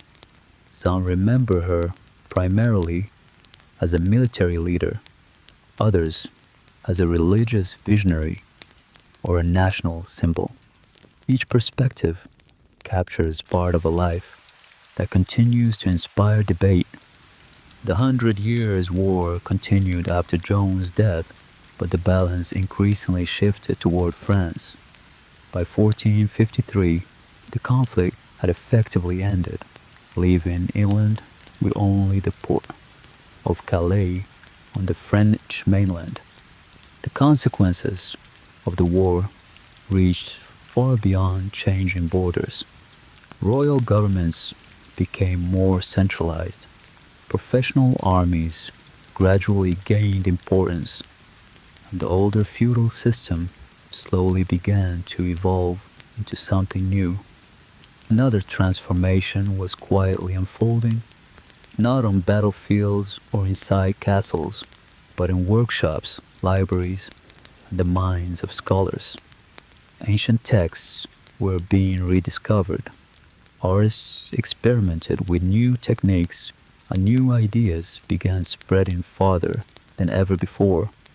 The medieval world, often imagined as an age of unchanging tradition, stood on the edge of one of history's greatest intellectual revolutions, the Renaissance. Yet old fears did not disappear overnight. Europe now stood between two worlds, one looking back toward the Middle Ages and the other reaching toward the modern age. In that uncertain transition, new discoveries and new conflicts would shape the centuries to come. Chapter 8. The End of an Age. Printing presses, new ideas, and the last shadows of medieval Europe.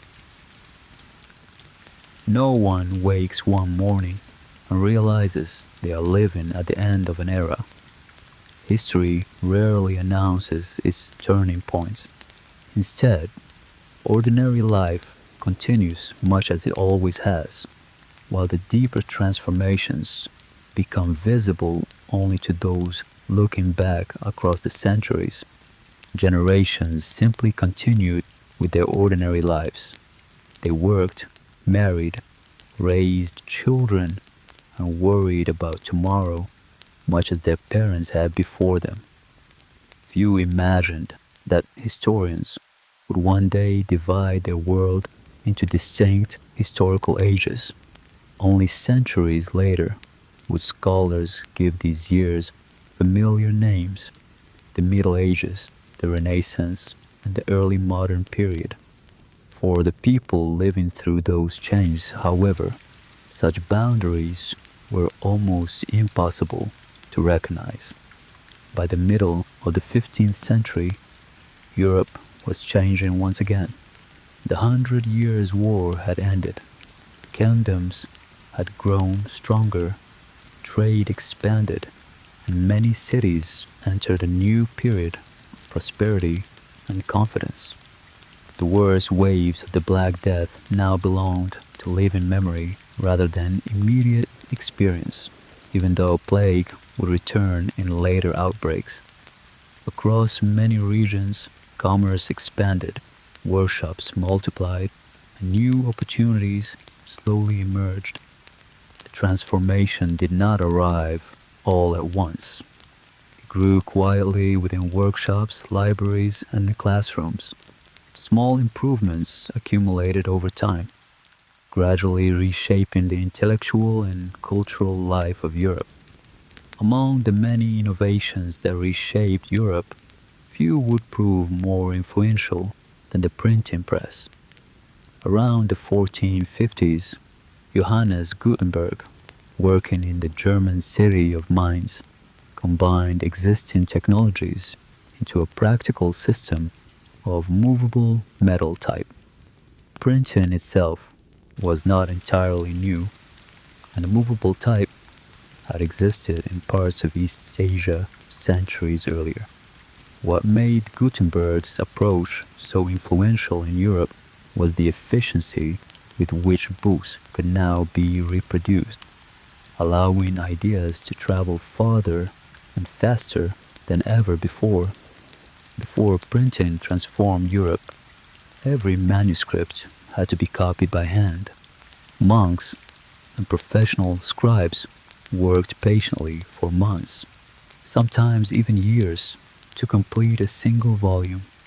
Each page demanded concentration, skill, and extraordinary patience. Illustrating a manuscript required remarkable craftsmanship. Every decorative letter, every painted border, and every illustration was created by hand. These books were more than sources of knowledge.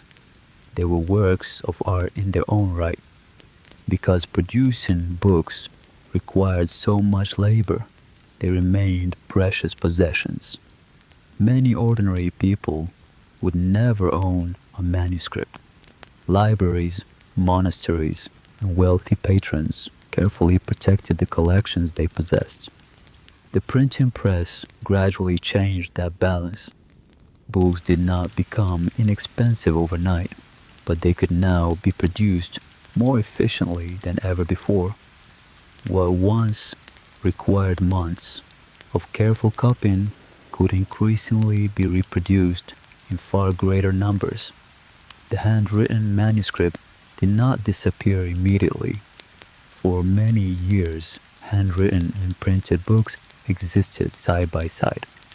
Gradually, however, printing increased the speed with which knowledge could be shared across Europe. Scholars separated by hundreds of miles could now study the same text.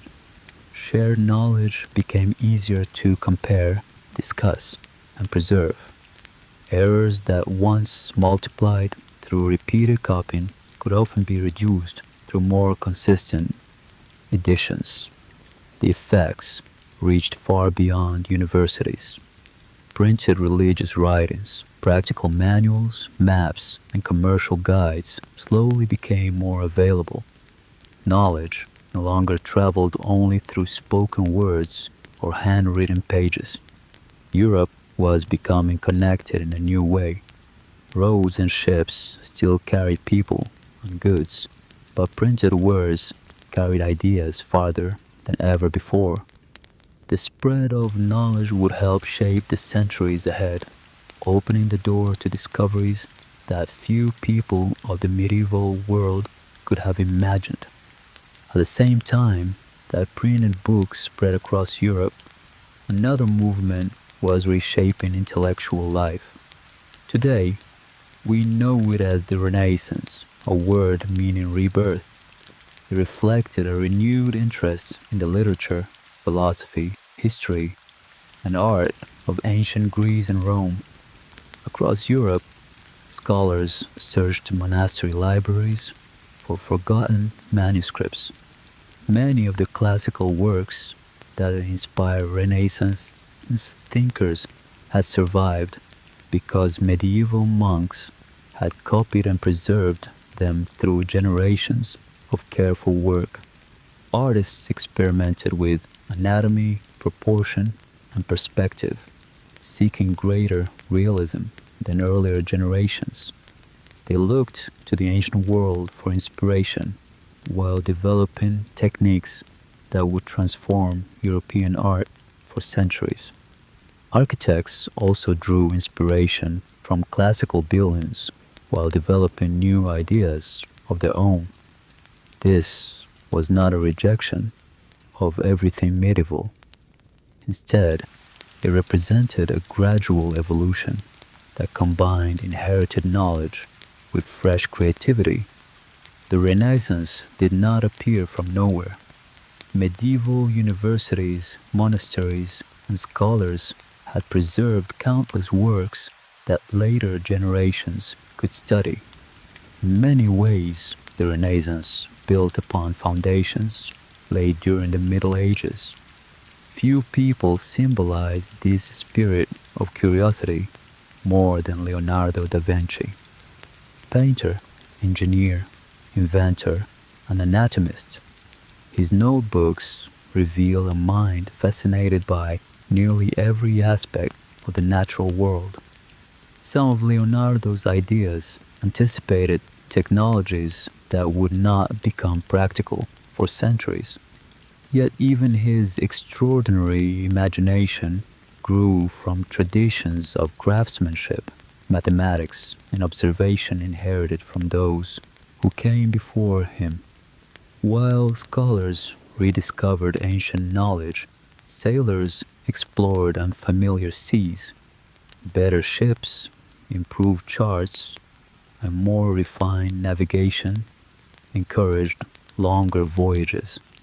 Europe's understanding of the world was expanding, setting the stage for an age of exploration that would soon transform global history. Despite remarkable advances in learning and technology, everyday life changed more slowly than many people imagine. Most Europeans still lived in rural communities where successful harvests remained essential, and the changing seasons continued to shape daily life. Disease had not disappeared. Illness still arrived without warning, and infant mortality remained high.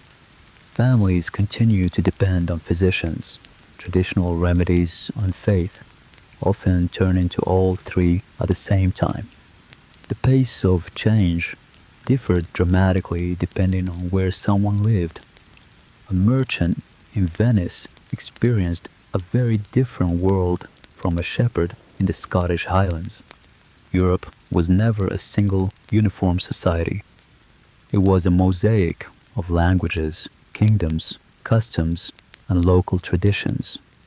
Even neighboring regions could differ in law, architecture, food, and everyday customs, creating a continent defined as much by diversity as by shared history. Even as new ideas spread, older beliefs remained influential.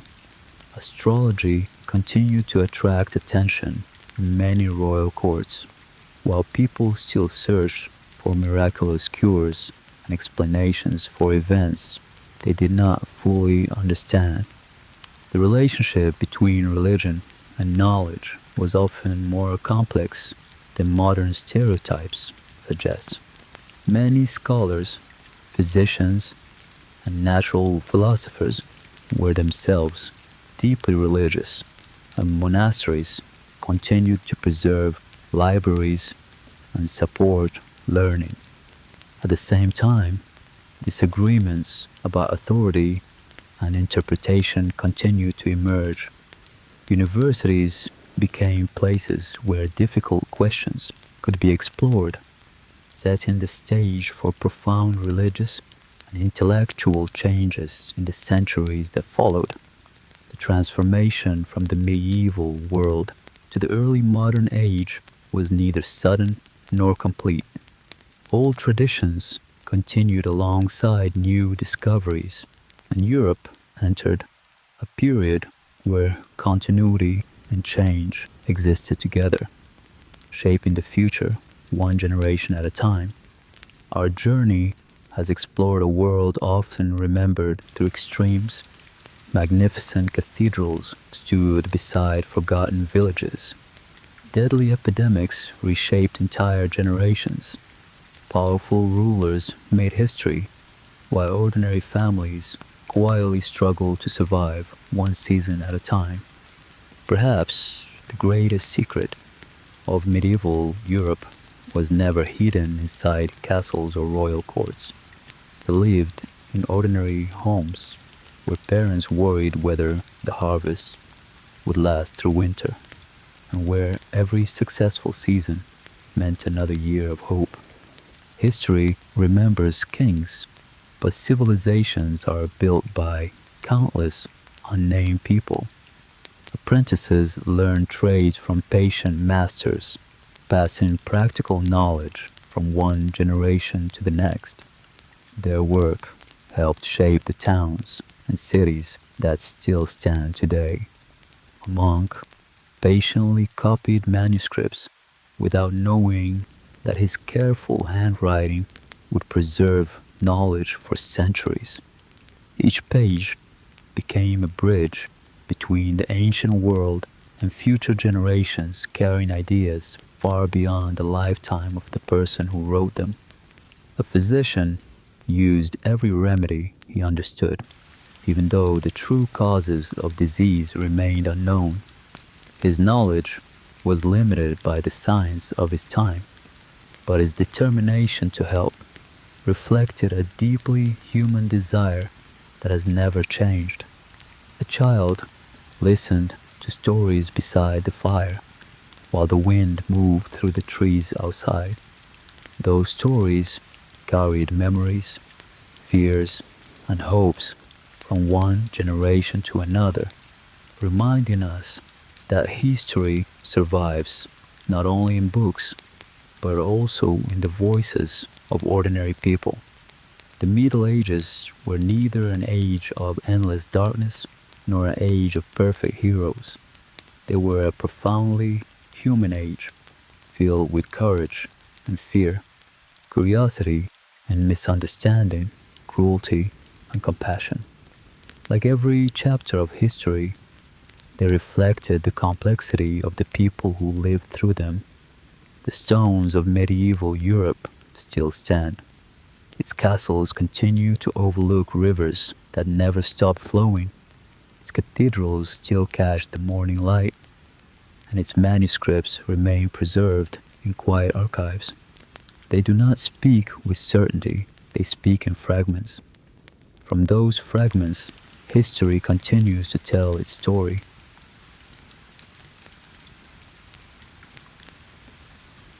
Chapter 9. After dark, the hidden lives of medieval monasteries. When the sun disappeared beyond the forests of medieval Europe, another world remained awake. Behind thick stone walls, illuminated only by candles and oil lamps, monks continued their work in silence. To the outside world, the monastery seemed asleep. Inside, however, its most important work was only beginning. To many travelers, monasteries appeared almost timeless. They seemed separated from war, sheltered from politics, and protected from the uncertainty of ordinary life. Yet the reality behind those stone walls was far more complex than most people imagined. Medieval monasteries were not isolated from history. They stood at its very center. Long before universities became widespread, monasteries preserved some of Europe's greatest collections of knowledge, protecting ideas that might otherwise have disappeared forever. Their libraries contained religious writings, legal documents, histories, poetry, medicine, philosophy, and works copied from the ancient world.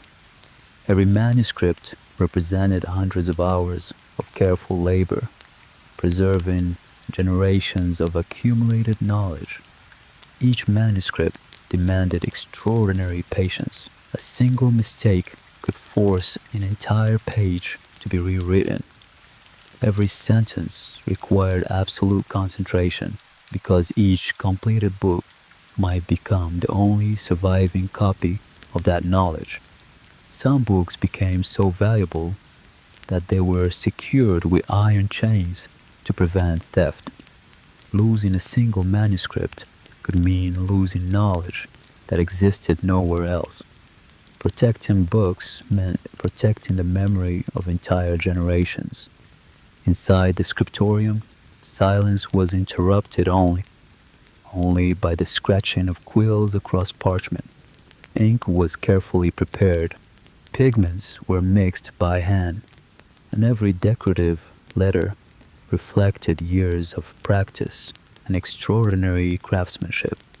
Many surviving medieval manuscripts contain illustrations so detailed that historians still study them under magnification today. For the monks who created them, preserving knowledge was not simply skilled work. It was an act of devotion intended to serve generations they would never live to meet. But monasteries were far more than libraries. They were also centers of agriculture, education, medicine, and hospitality. Every monastery worked to support itself while serving the surrounding community, becoming an important part of everyday medieval life. Monastic communities cultivated medicinal herbs that were used to prepare remedies for common illnesses, while medieval medicine remained limited by the knowledge of its time. These carefully tended gardens became valuable sources of treatment for both monks and visitors. Travelers often found shelter within monastery walls. The sick received care according to the medical understanding available at the time, while the poor were frequently offered food and a safe place to rest before continuing their journey. Many monasteries operated workshops where candles, wine, tools, furniture, and other essential goods were produced. These communities were remarkably self-sufficient, combining spiritual devotion with practical craftsmanship. The rhythm of monastic life followed a carefully ordered routine. Before sunrise came prayer. Throughout the day came work, study, and worship. Every hour was structured according to a schedule that had remained largely unchanged for generations. Meals were often eaten in silence, while one monk read passages from scripture aloud. Even ordinary moments became opportunities for reflection, reminding everyone that discipline shaped every aspect of monastic life. Time itself was measured differently inside monastery walls. Rather than clocks, the ringing of bells divided the day into moments of prayer, labor, study, and rest. Every bell reminded the community that both time and life were gifts to be used wisely. To modern eyes, such discipline may seem restrictive, but for many who entered religious life, this carefully ordered routine offers stability, purpose, and meaning in a world often shaped by war, famine, disease, and uncertainty. Yet, Monasteries were not immune to human weakness. Like every community, disagreements arose, leadership changed, and difficult decisions had to be made. Even places devoted to prayer faced the challenges of ordinary human life. Some monasteries became wealthy through gifts of land and the support of kings or noble families. Large estates allowed these communities to produce food, support charitable work, and maintain libraries, schools, and workshops. Not every monastery enjoyed prosperity. Many struggled with limited resources, declining income, or the effects of war. Some communities survived only through determination, careful management, and the dedication of their members. Throughout the Middle Ages, reform movements repeatedly encouraged monasteries to return to simpler ways of living. They reminded religious communities that humility, discipline, and service remained at the heart of monastic life. Monasteries also became unexpected witnesses to history. When kings died, when wars erupted, or when harvests failed, monks carefully recorded what they observed. Their chronicles would later become priceless historical sources. They recorded more than political events. Unusual weather, poor harvests, floods, and eclipses all found their way into monastery chronicles. These careful observations now help historians reconstruct the medieval world with remarkable detail. When armies marched across Europe, monasteries often stood close enough to witness history without controlling it.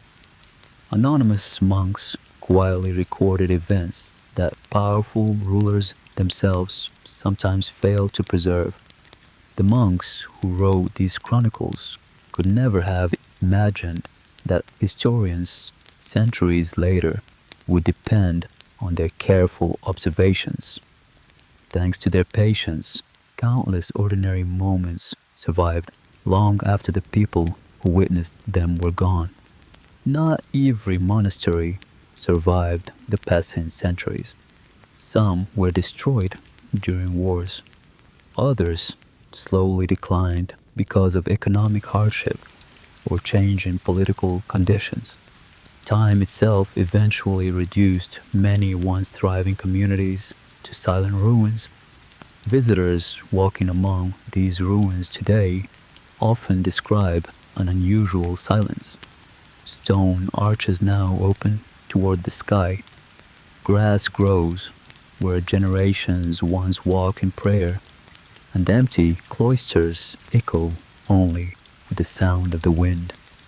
It is tempting to see these places as symbols of a vanished world, yet their influence never truly disappeared. Even after the buildings fell silent, the ideas preserved within them continued shaping generations that followed.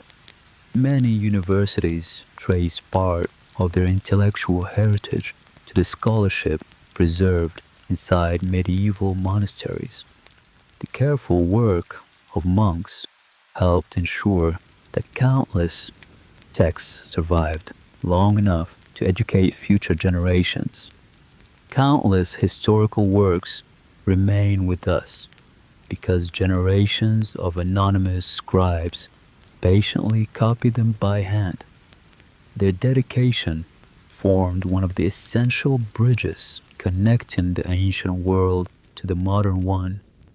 The influence of monasteries extended far beyond books.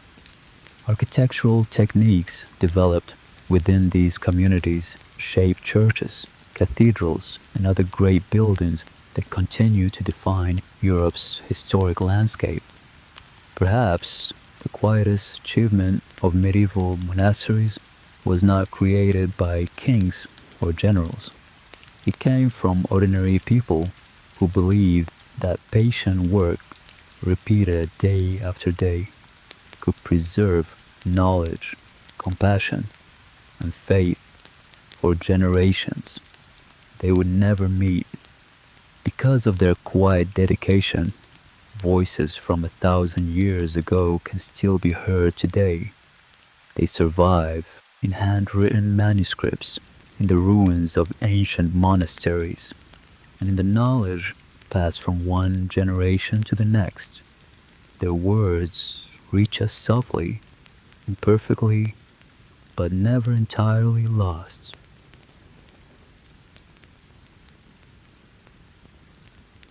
Chapter 10. The Secret World of Medieval Castles. From a distance, a medieval castle appears almost timeless. Its towers rise above the landscape, its walls seem impossible to overcome, and its gates suggest strength beyond challenge. To modern visitors, castles often symbolize romance and adventure, but for the people who lived inside them, they represented something far more practical. A castle was much more than a fortress.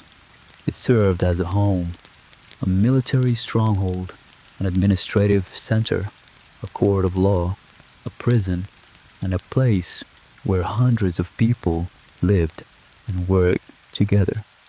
Behind its walls, an entire community depended on careful organization every single day. A castle was never built by accident. Every location was carefully chosen. Some overlooked rivers, mountain passes, or important trade routes, while others stood on steep rocky hills where nature itself strengthened their defense. Whoever controlled the castle often controlled the surrounding countryside as well. These fortresses were not only military structures, they were centers of government, taxation, justice, and political authority throughout much of medieval Europe. The earliest medieval castles in many parts of Europe looked very different from the great stone fortresses we imagine today.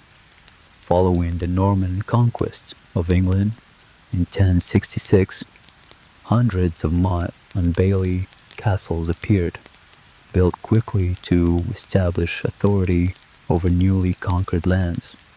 Over time, many wooden defenses were replaced with stone. Building in stone demanded far greater investment, but it also offered much stronger protection. These castles became lasting symbols of wealth, security, and political power. Constructing a great stone castle could require decades of labor. Quarries supplied massive blocks of stone.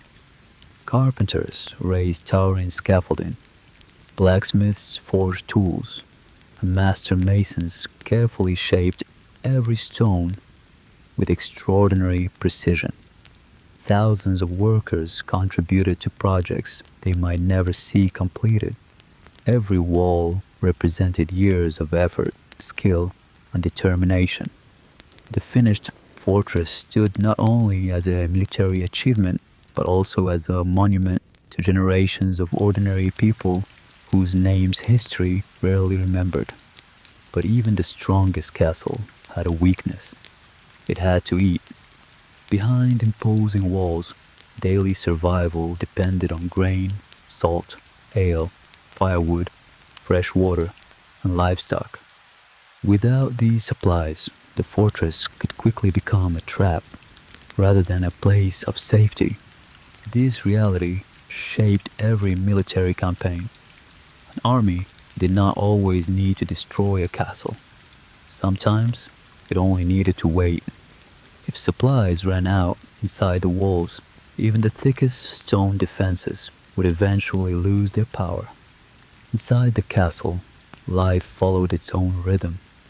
At the center stood the great hall. This was more than a dining room. It was the political heart of the fortress, where the lord met advisors, settled disputes, welcomed guests, and receive messengers from distant lands.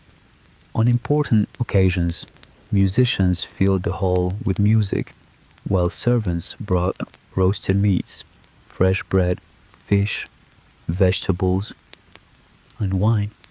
These celebrations displayed wealth and authority, yet daily meals were often far simpler than popular imagination suggests. The kitchens worked constantly. Open fires burned throughout the day, bread baked in large ovens, and stews simmered in heavy pots.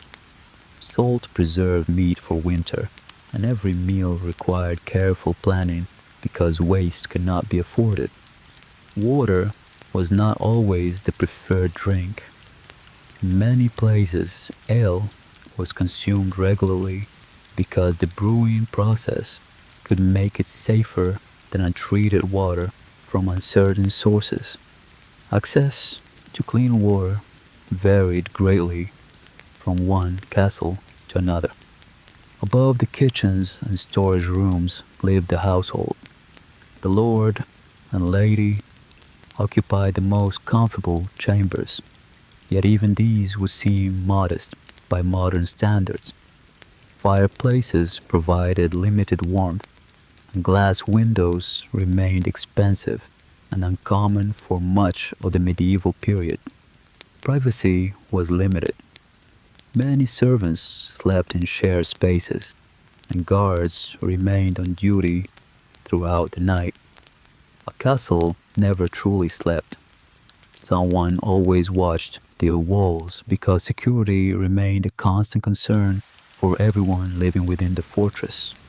Security was a constant concern inside every castle. The gatehouse became one of the strongest parts of the fortress. Anyone entering had to pass through multiple layers of protection designed to slow attackers and give defenders precious time to respond. Heavy wooden doors reinforced with iron, massive portcullises, and carefully positioned guard rooms made surprise attacks extremely difficult. Every part of the entrance reflected centuries of military experience and careful engineering. Arrow slits allowed defenders to observe approaching enemies while exposing only a small part of themselves. These narrow openings balanced visibility with protection, making the walls far more effective than they first appeared. Life inside the castle was never limited to nobles. Cooks, bakers, blacksmiths, carpenters, stable hands, clerks, chaplains, musicians, and dozens of other workers kept the household running. Together, they formed a community that resembled a small village enclosed within stone walls.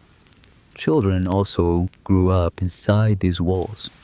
Young, noble boys began preparing for future military and administrative responsibilities, learning discipline, writing, and the customs expected of their social position. Girls from noble families often received education suited to aristocratic life. Depending on their family and region, they might study literacy, household management, religious instruction, music, and the diplomatic skills expected within noble society. Education inside a castle extended beyond reading and writing. Young nobles learned behavior, responsibility, loyalty, and reputation. Every action reflected not only on the individual, but on the honor of the entire household. Castles also served as places where justice was administered. Disputes over land, inheritance, taxes, and criminal accusations were often heard within the Great Hall. The fairness of these proceedings depended greatly upon the laws, customs, and people exercising authority. During peaceful years, hunting occupied an important place in aristocratic life. Forests surrounding many castles supplied deer, boar, and other game, providing food, while also reinforcing noble status. For many rulers, the hunt became both a practical activity and a display of authority. Many royal forests were protected by strict hunting laws. Certain animals could only be hunted with permission, and breaking those rules sometimes brought severe punishment. Even nature itself reflected the power and authority of medieval rulers. Enemy armies were not the only danger castles faced. Fire posed a constant threat.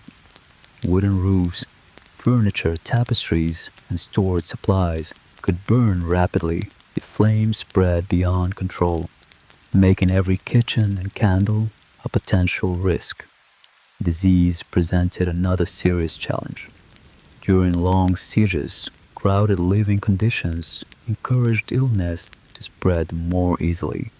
Even wealthy households remained vulnerable to epidemics that no stone wall could keep outside.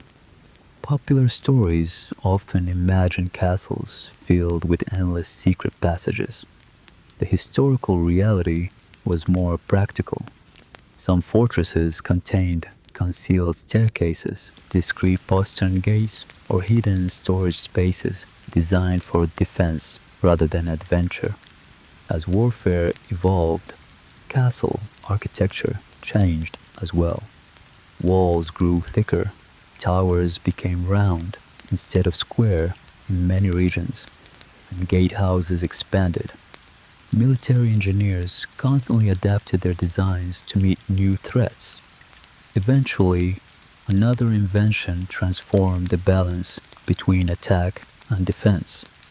Gunpowder and early cannons increasingly challenged fortifications that had once seemed nearly invincible. Medieval military architecture was entering an entirely new age. Today, these great castles still overlook rivers and valleys, much as they did centuries ago. History remembers dramatic sieges, but most days within their walls were filled with ordinary routines: cooking, repairs, training, prayer, and quiet administration. Perhaps the greatest secret of Europe's castles is that they were not built only for war. They were communities where countless ordinary lives unfolded beneath extraordinary walls.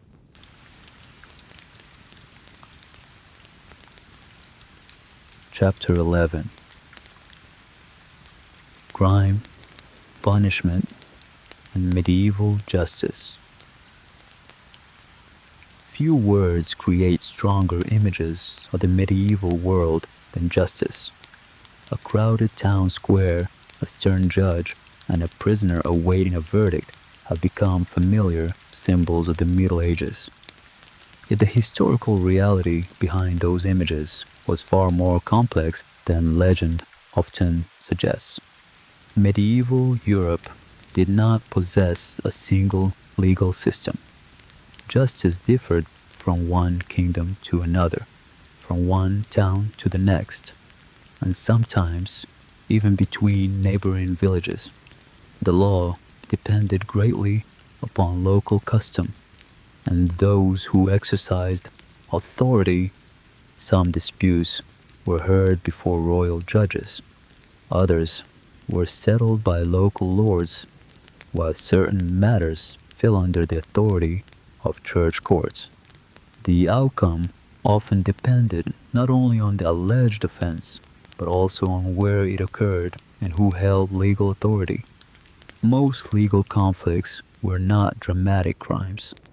They involved ordinary disagreements that affected everyday survival. A boundary stone moved between two fields or a disagreement over farmland could easily become a matter for the local court. Many disputes involved unpaid debts, damaged property, wandering livestock, inheritance, or marriage agreements. These conflicts could threaten a family's livelihood just as seriously as acts of violence, making legal resolution an essential part of community life. Evidence looked different from what many people expect today. Witness testimony carried great importance. An oath sworn before God were treated with remarkable seriousness because false testimony was believed to endanger both reputation and the soul. As the Middle Ages progressed, written records became increasingly important. Royal governments expanded their legal administration. Professional clerks recorded decisions, and courts gradually developed more consistent procedures over time.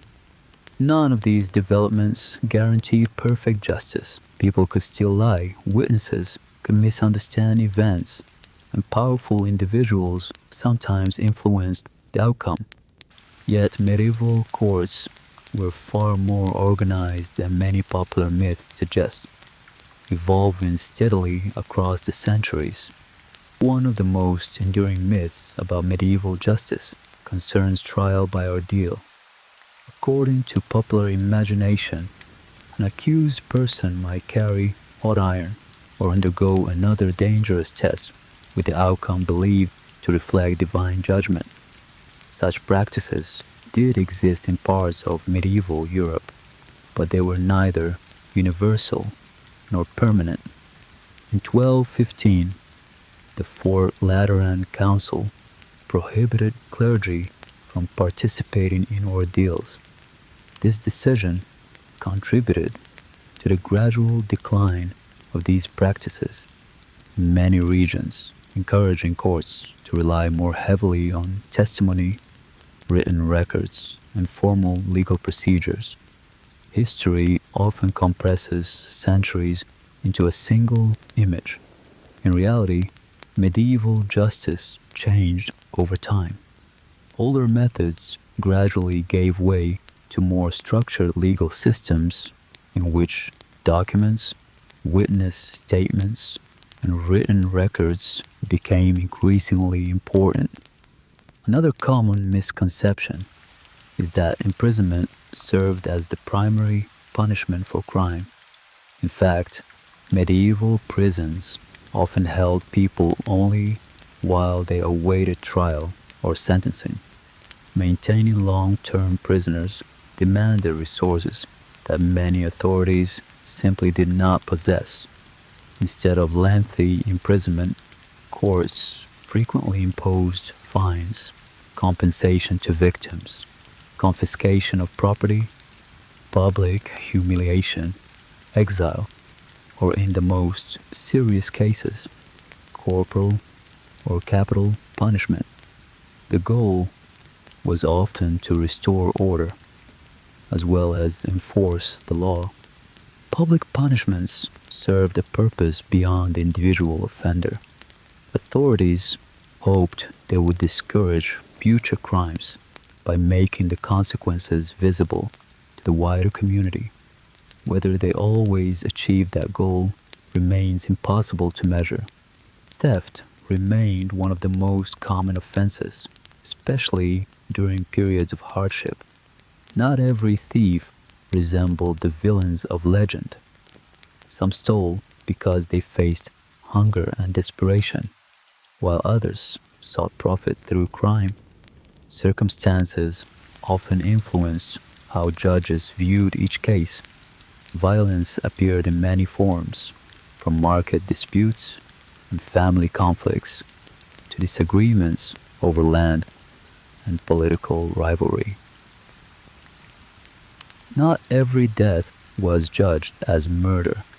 Intent, circumstance, and local law all influenced the outcome. Because medieval justice sought stability as much as punishment. Among all medieval crimes, one offense stood above nearly every other: treason. To betray a king, assist an enemy, or openly challenge legitimate authority could be viewed not simply as a personal crime, but as a threat to the stability of the entire kingdom. Punishments for treason were often among the harshest available under medieval law. They carried symbolic importance as well, reminding everyone that loyalty to the crown formed one of the foundations upon which political order depended. Religion remained deeply connected to legal life. Church courts heard many cases involving marriage, wills, moral questions, and matters concerning clergy. In medieval Europe, spiritual and secular authority frequently overlapped. Sometimes the first legal question was deciding which court should hear the case. Whether royal officials or church authorities held jurisdiction depended on the nature of the dispute, local customs, and the people involved. Women also appeared before medieval courts, depending on the region, period, and social status. Some inherited property, managed businesses, defended family interests, or pursued legal claims. Their experiences varied far more than a single stereotype can capture. Towns gradually developed increasingly organized systems of local government. Officials inspected markets, regulated weights and measures, monitored food quality, collected taxes, and worked to maintain public order within growing urban communities. These responsibilities remind us that medieval government extended far beyond warfare and royal politics. It influenced trade, taxation, commerce, and many of the ordinary activities that shaped everyday life throughout Europe. Despite their growing legal systems, corruption sometimes appeared. Bribes, favoritism, and political influence can all be found in surviving medieval records. The desire for fair justice was no less real than it is today, even if achieving it remained a constant challenge. Then there were the outlaws. Popular culture often remembers them as heroic figures living freely beyond the reach of authority. The legend of Robin Hood remains the best known example, although historians continue to debate its true historical origins. Whatever the truth, such stories captured the imagination of medieval audiences. People imagined clever fugitives hiding in forests, corrupt officials brought to justice, and unlikely acts of generosity. These stories offered hope during difficult times, even though real life beyond the protection of the law was usually far less forgiving. Reality was often much harsher than legend. Banditry existed in many regions, and merchants carrying valuable goods rarely traveled alone. Guards accompanied caravans because isolated roads could quickly become dangerous far from the safety of nearby towns. Roads that appeared peaceful during daylight often felt completely different after sunset. Without streetlights, familiar paths disappeared into darkness, and every unfamiliar sound reminded travelers that caution remained one of their greatest protections. In many communities, town gates were closed after dark. Guards secured the entrances, and some towns enforced curfews to reduce the risks of theft, violence, and disorder during the night. Watchmen slowly walked through quiet streets, while most families remained indoors. Darkness concealed more than criminals. It also concealed uncertainty itself, reminding every community that night demanded vigilance as much as rest. Perhaps the greatest lesson of medieval justice lies not in its punishments, but in its gradual evolution. Across the centuries, legal systems became more organized, written records expanded, and courts slowly developed procedures that influenced many legal traditions still recognized today. The story of medieval justice does not end inside the courtroom while judges debated laws and kings issued new decrees. Another struggle continued beyond the walls of every town and castle. Across Europe, physicians searched for ways to understand illness using the best knowledge available to them. In the next chapter, we step into the fascinating world of medieval medicine, where faith, herbal remedies, and early medical practice came together in humanity's enduring effort to preserve life.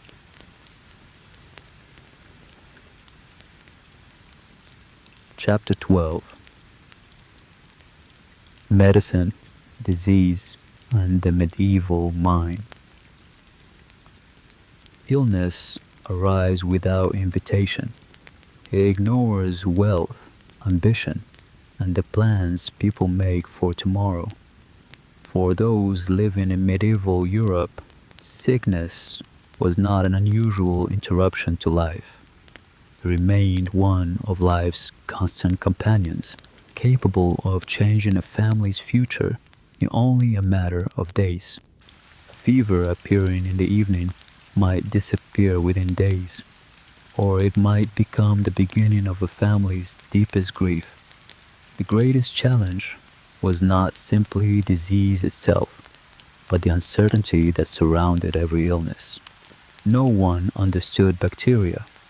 No one had seen a virus. The invisible world remained exactly that, invisible. Physicians could observe symptoms, but the true causes of disease remained hidden far beyond the limits of medieval knowledge. Yet, medieval people were far from indifferent to medicine. They observed, experimented, recorded their experiences, and debated different treatments. Their understanding may have been incomplete, but their determination to relieve suffering was entirely real. European physicians inherited knowledge from many civilizations. Ancient Greek and Roman writings, together with important medical works from scholars in the Islamic world, shaped the education of medieval doctors through centuries of translation and scholarly exchange. The history of medieval medicine is not a story of ignorance. It is the story of people working with incomplete knowledge, trying to understand the human body using the best ideas available to them at the time. One of the central ideas guiding medieval physicians was the theory of the four humors. According to this tradition, health depended upon maintaining a balance between blood, phlegm, yellowed by the black bile. Disease suggested that this natural harmony had somehow been disturbed. Doctors carefully examined their patients. They observed skin color, measured the pulse, asked detailed questions about pain, and closely inspected urine, which they believed offered valuable clues about illness. Although modern medicine has moved beyond these methods, they reflected genuine attempts to understand the human body through careful observation. Not every family could afford the services of a trained physician. In many villages, care came from experienced local healers, midwives, or relatives whose knowledge had been passed down through generations. Their understanding was based on observation, memory, and practical experience rather than formal medical education. Certain herbs eased pain. Others helped reduce inflammation or calm persistent coughs. Willow bark, for example, contains natural compounds related to substances still used in modern pain relief. Medieval healers often relied on remedies whose true effectiveness would only be understood centuries later. Not every traditional remedy worked. Some treatments probably caused more harm than good. Others contained genuine medicinal properties that modern science would later explain. Medieval medicine was a mixture of careful observation, inherited tradition, and unavoidable trial and error. Monasteries played an essential role in preserving medical knowledge. Many maintained carefully planned herb gardens filled with plants used to treat common illnesses. These gardens became important centers of practical healing throughout medieval Europe. Alongside religious writings, monks copied medical manuscripts that preserved centuries of accumulated knowledge. Through patient work, they ensured that important observations and treatments remained available for future generations.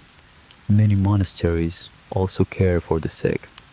Healing was often understood as involving both body and spirit, so practical treatment frequently existed alongside prayer, comfort, and hospitality for those in need. Hospitals also existed in medieval Europe, although they looked very different from modern medical centers. Many cared for travelers, the elderly, the poor, and people unable to care for themselves. Some provided treatment, while others focused primarily on shelter and comfort. Medieval medicine was supported by many different people working together. Physicians, local healers, monks, midwives, and caregivers each contributed what knowledge they possessed. Their understanding remained incomplete, but their shared goal was always the same: to relieve suffering wherever they could. Medicine faced its greatest tests during epidemics. Plague was not the only danger. Smallpox, dysentery, tuberculosis, influenza, like illnesses, and many other diseases spread through medieval communities, often without names or explanations that later generation would recognize. Children remained especially vulnerable. A simple infection that modern antibiotics might cure could become fatal. Even a small wound or ordinary fever carried risks that families could neither predict nor fully understand. Childbirth brought both hope and danger. Midwives occupied respected positions in many communities, using years of practical experience to guide mothers through labor. Despite their knowledge and skill, they worked without modern surgery, antiseptics, or an understanding of infection. Nutrition also shaped health. Most ordinary people relied heavily on bread, grains, vegetables, legumes, and dairy products when available. Meat was less common than many modern portrayals suggest, especially among rural households. Poor harvests and long winters reduced food supplies even further. Nutritional deficiencies weakened the body's resistance to illness long before anyone understood vitamins or the scientific relationship between diet and health. Water presented another challenge. Some wells remained clean, while others became contaminated. Streams could provide fresh water, yet they also carried waste from settlements farther upstream, creating risks that medieval communities only partly understood. Brewing ale and beer became common across many regions because the brewing process often made these drinks safer than questionable water sources. They formed a regular part of everyday life for many medieval communities, although practices varied from place to place. Contrary to popular myth, medieval people generally understood that foul smells, rotting waste, and stagnant conditions were unhealthy. Many towns attempted to keep wells clean, regulate food markets, and remove refuse, even though the true microbial causes of disease remained unknown. The human mind also occupied the attention of medieval healers, although their understanding differed greatly from modern psychology. They recognized grief, anxiety, despair, and emotional suffering. Medical care and spiritual guidance often worked side by side in helping people face illness and loss. Dreams also attracted considerable attention. Some believed they carried messages from God, while others thought they reflected imbalances within the body. Medical writings, philosophy, and theology often blended together as people searched for meaning even while they slept. Surgery existed in the medieval world, although its possibilities were limited. Skilled surgeons treated broken bones, removed arrows, amputated damaged limbs when necessary, and attempted procedures requiring remarkable courage from both patient and practitioner. Without modern anesthesia, pain remained one of the greatest challenges. Physicians relied on alcohol, herbal preparations, and physical restraint whenever surgery became unavoidable. Infection afterward posed a danger that no one yet understood how to prevent. Military campaigns accelerated practical surgical experience. Battlefields produced injuries requiring immediate attention, forcing surgeons to observe, adapt, and improve their techniques even when the causes of infection remained unknown. One remarkable feature of medieval medicine was its willingness to preserve knowledge from many cultures. European scholars translated the works of physicians such as Ibn Sina, known in the West as Avicenna, whose canon of medicine shaped medical education for centuries. By the late Middle Ages, universities increasingly formalized medical education. Students studied anatomy through available texts, and observation slowly gained greater importance. Old assumptions were questioned, even though modern medicine still lay far beyond the horizon. Looking back, it is easy to notice what medieval physicians did not know. It is far more valuable to appreciate what they were trying to accomplish. Every diagnosis represented an attempt to understand suffering, and every remedy reflected hope. As physicians searched for answers within the human body, another force continued shaping Europe beyond the walls of its towns and monasteries. In the next chapter, we turn toward the northern seas and the legendary world of the Vikings.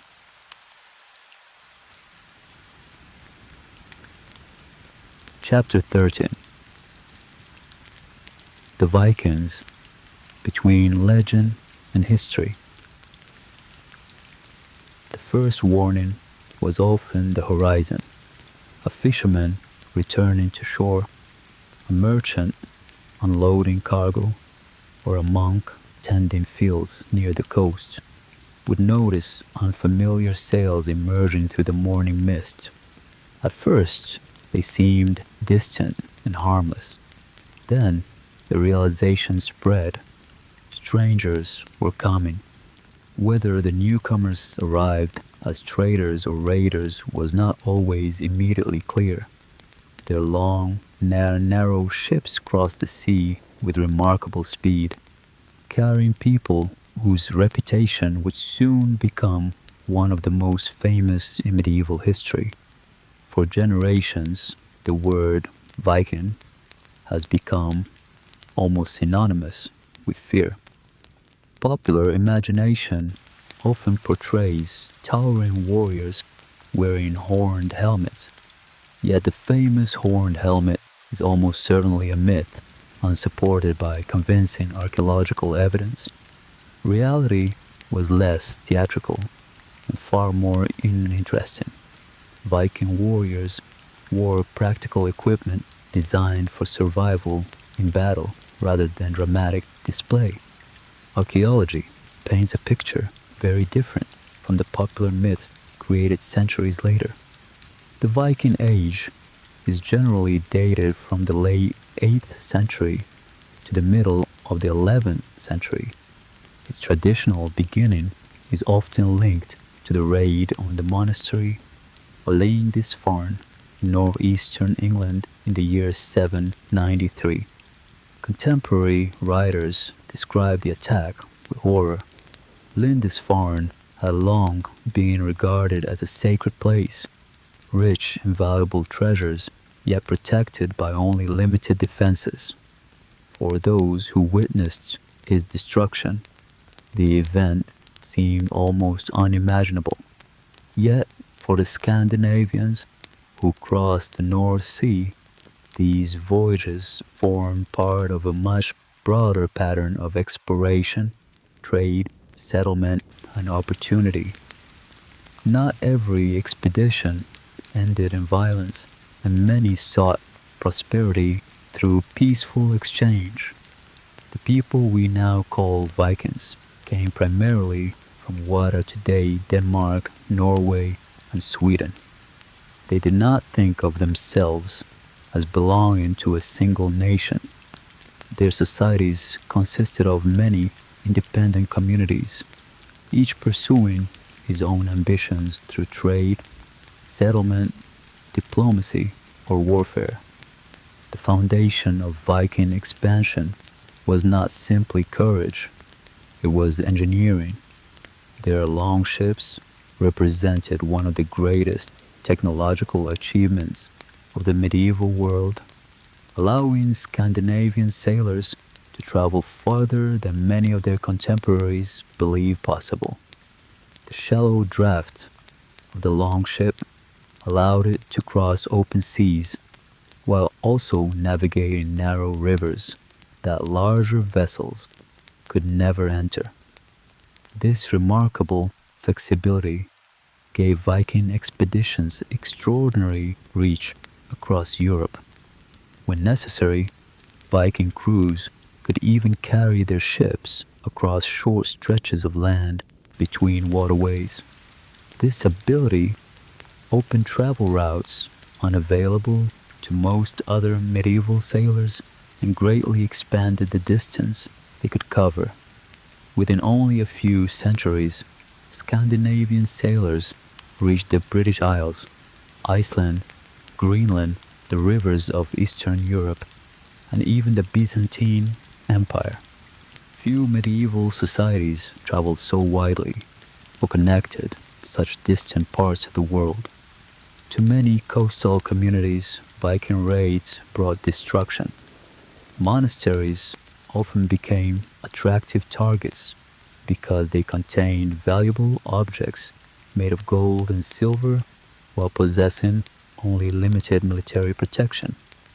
Religious vessels, precious metals, illuminated manuscripts, and other portable valuables represented concentrated wealth. For raiders seeking resources, these collections could be carried away far more easily than farmland or stone buildings. Modern historians caution against imagining that every Viking voyage ended in violence. Trade formed an equally important part of Scandinavian expansion. Markets connected Northern Europe with distant civilizations through an impressive network of commercial exchange. Archaeologists have uncovered thousands of Arabic silver coins in Scandinavia, demonstrating the scale of Viking trade. These discoveries remind us that the medieval world was far more interconnected than many people imagine, with ideas, and goods crossing enormous distances long before the modern age. Life within Viking society was far more complex than the image of constant warfare suggests. Most Scandinavians were not raiders.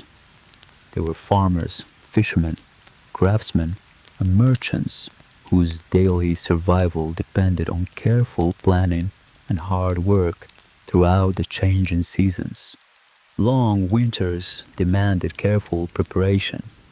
Grain had to be stored, livestock protected, tools repaired, and food preserved.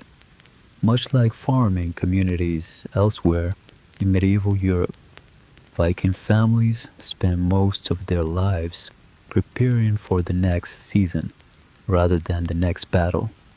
Before Christianity spread throughout Scandinavia, Norse religion shaped everyday life. People honored gods such as Odin, Thor, and Freyja. Believing these powerful figures influenced courage, wisdom, nature, and the fate of both individuals and entire communities. Much of what we know about Norse mythology comes from stories written down centuries later, especially in Iceland. Although separating original belief from later interpretation remains difficult, these legends reveal how Vikings understood courage, destiny, and the natural world.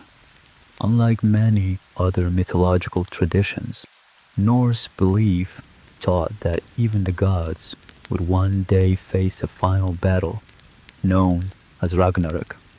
In these stories, courage remained honorable even when defeat seemed inevitable, giving Viking tradition a distinctive view of fate. Over time, Christianity spread gradually across Scandinavia through missionaries, diplomacy, royal conversion, and cultural exchange. The process differed from region to region and unfolded across several generations rather than in a single dramatic moment. Older traditions did not disappear overnight. Elements of earlier beliefs continued influencing local customs long after official conversion. Like many moments in history, one worldview gradually blended into another instead of being replaced all at once. The Viking world continued to evolve. Trade expanded, new religious traditions spread, and Scandinavian society slowly changed from within. Yet its influence would soon reach far beyond its own shores, leaving a lasting mark on England, language, exploration, and the history of Europe itself. Beginning in the 9th century, large Scandinavian armies established control over substantial parts of England. This region later became known as the Danelaw, where Scandinavian and Anglo-Saxon traditions gradually blended through trade, law, language, and everyday life. Even today, many English place names ending in by or thorpe preserve the memory of Viking settlement. Language itself became one of the most enduring records of cultural exchange, surviving long after battles had ended. Common English words such as sky, knife, window, and husband trace their origins to Old Norse. The influence of Viking settlement became woven into everyday speech, quietly surviving across centuries. Perhaps the most famous Viking explorer was Leif Erikson. According to Icelandic sagas, he sailed west from Greenland around the year 1000 in search of new lands beyond the edge of the known world. For centuries, many regarded these stories as legend. Then, archaeology provided remarkable confirmation. The discovery of a Norse settlement at Lans o Meadows demonstrated that Europeans had reached North America centuries before Christopher Columbus. Not every Viking expedition succeeded. Storms destroyed ships, settlements failed, and political rivalries divided leaders. Navigation depended on experience, observation of stars, coastlines, currents, birds, and weather. Even the greatest sailors knew the sea could never be fully controlled. As the 11th century progressed, Europe changed. Stronger kingdoms emerged, Christianity spread across Scandinavia, and centralized governments became more powerful. Raiding gradually became less profitable as coastal defenses improved and political priorities shifted. The Viking Age came to an end, but its legacy endured through exploration, trade, language, law, and culture. History remembers dramatic raids, yet archaeology reveals ordinary farms, workshops, children's toys, and family life. Together, these discoveries remind us that the Viking world was defined not only by conquest, but by curiosity, adaptation, and the courage to cross unknown horizons. In the next chapter, we leave the northern seas behind and uncover another enduring mystery of medieval Europe, the Knights Templar.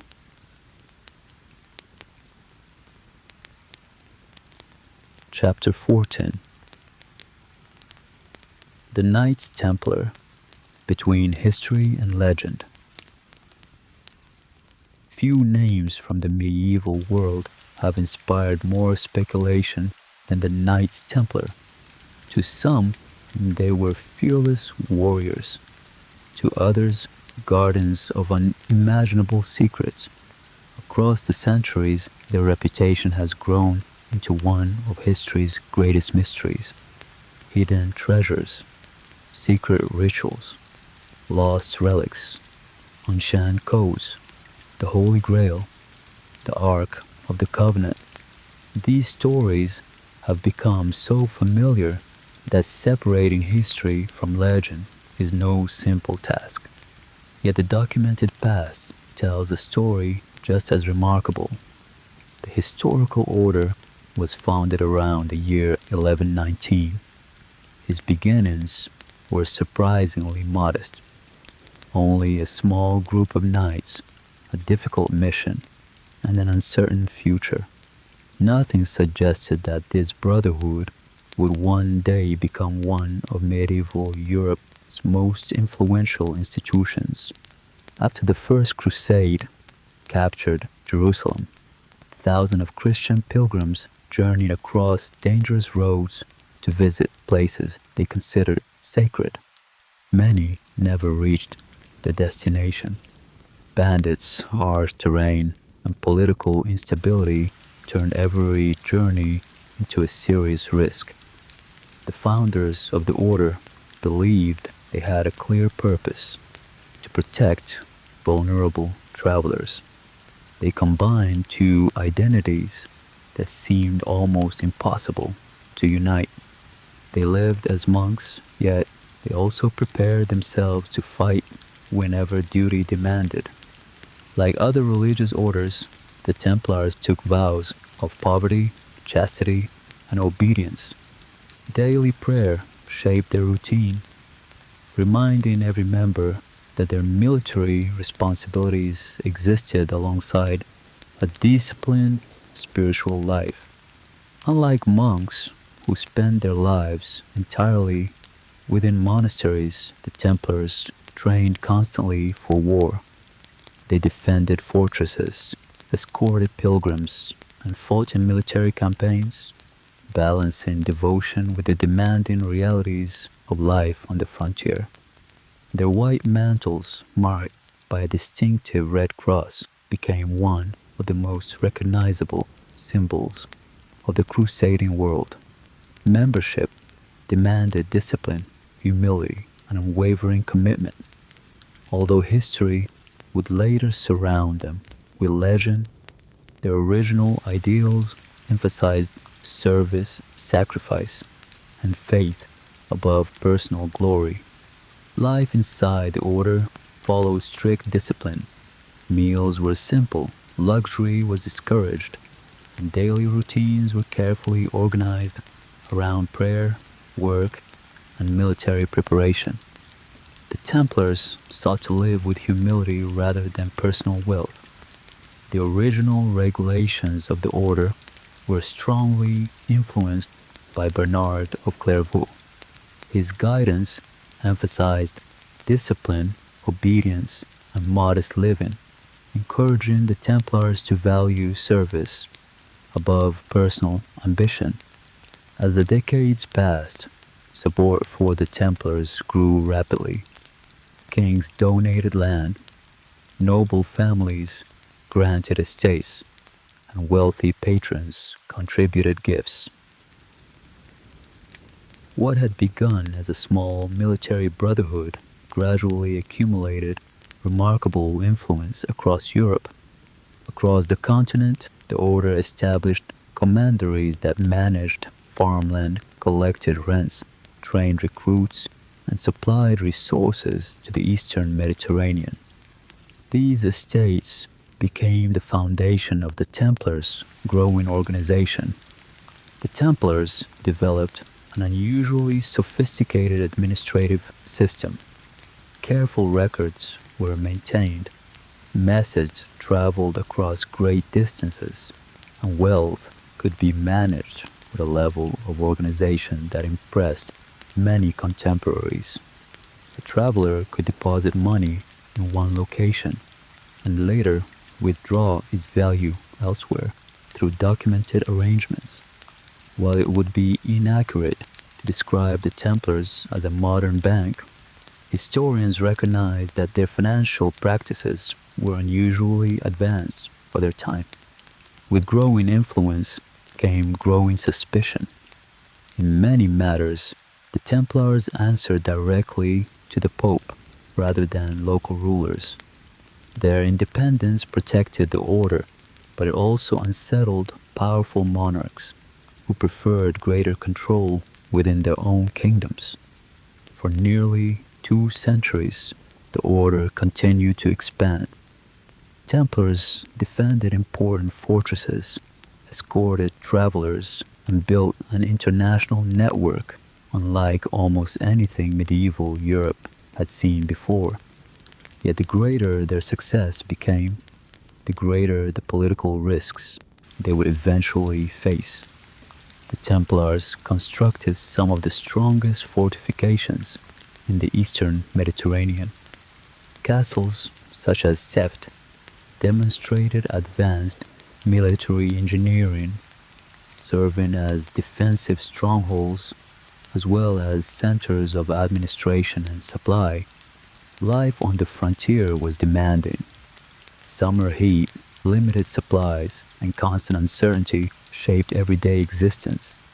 The Templars earned a reputation for discipline and determination, although, like every military order, they experienced both victories and defeats. In 1187, Saladin defeated Crusader forces at the Battle of Hattin.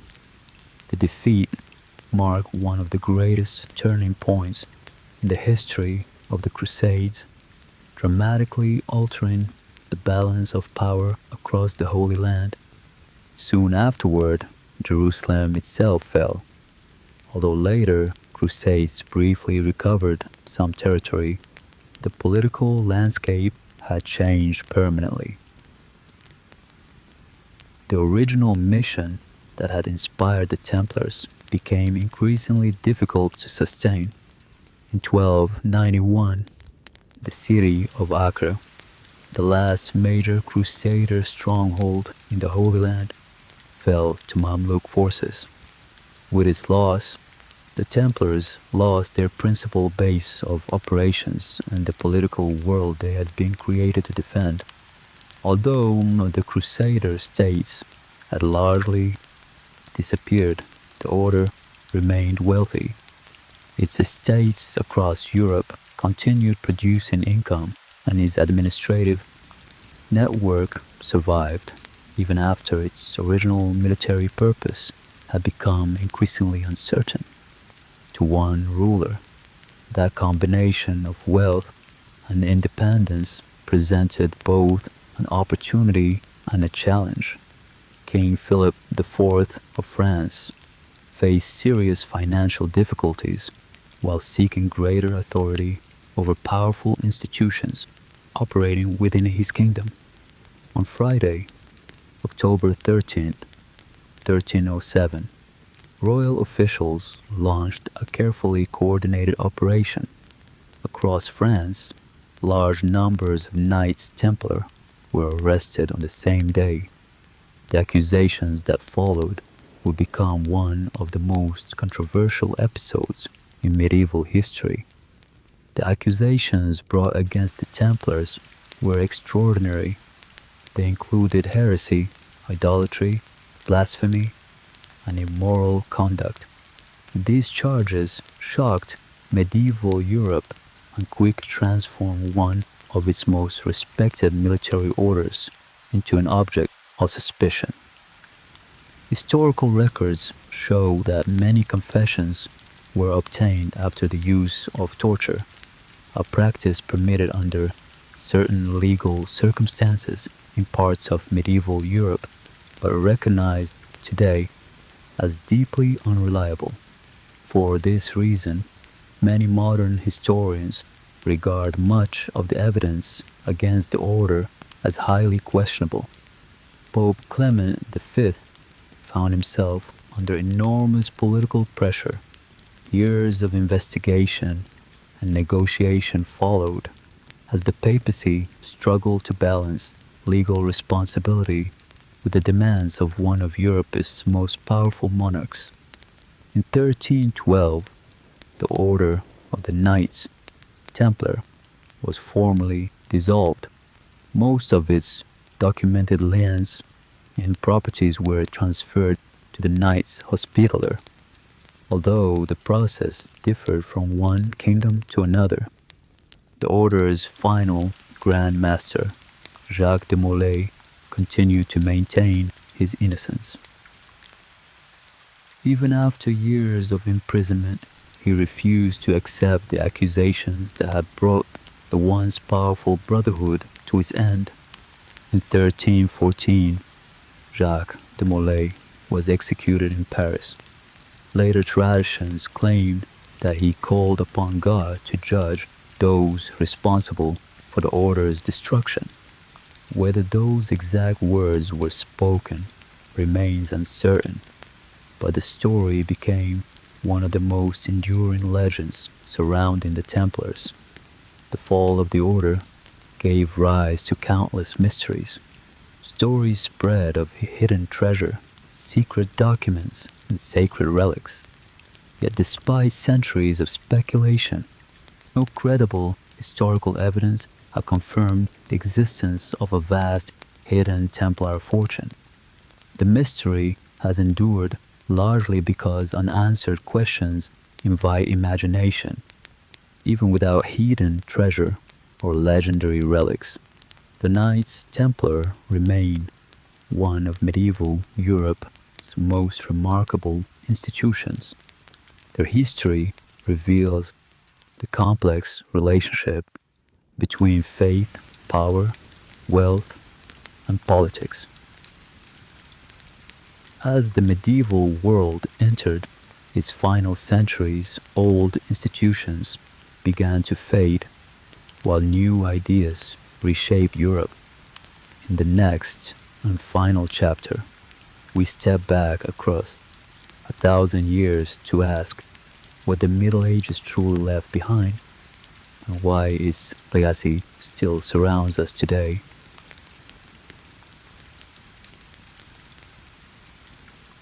Chapter 15. The Legacy of the Middle Ages. What the medieval world left behind. There is a common belief that history moves in straight lines, that one age ends another begins, the old disappears, and the new simply takes its place. But history is rarely that simple. The Middle Ages did not truly vanish. Instead, they quietly became part of everything that followed. Even now, centuries later, the medieval world continues shaping daily life in ways that often go unnoticed. Walk through the historic centers of Europe's oldest cities, and you still follow streets first laid out hundreds of years ago. The stones beneath your feet have witnessed generations beyond counting. Kings once passed through these gates. Merchants opened their stalls before sunrise. Pilgrims paused to pray. Children played in streets whose names have barely changed across the centuries.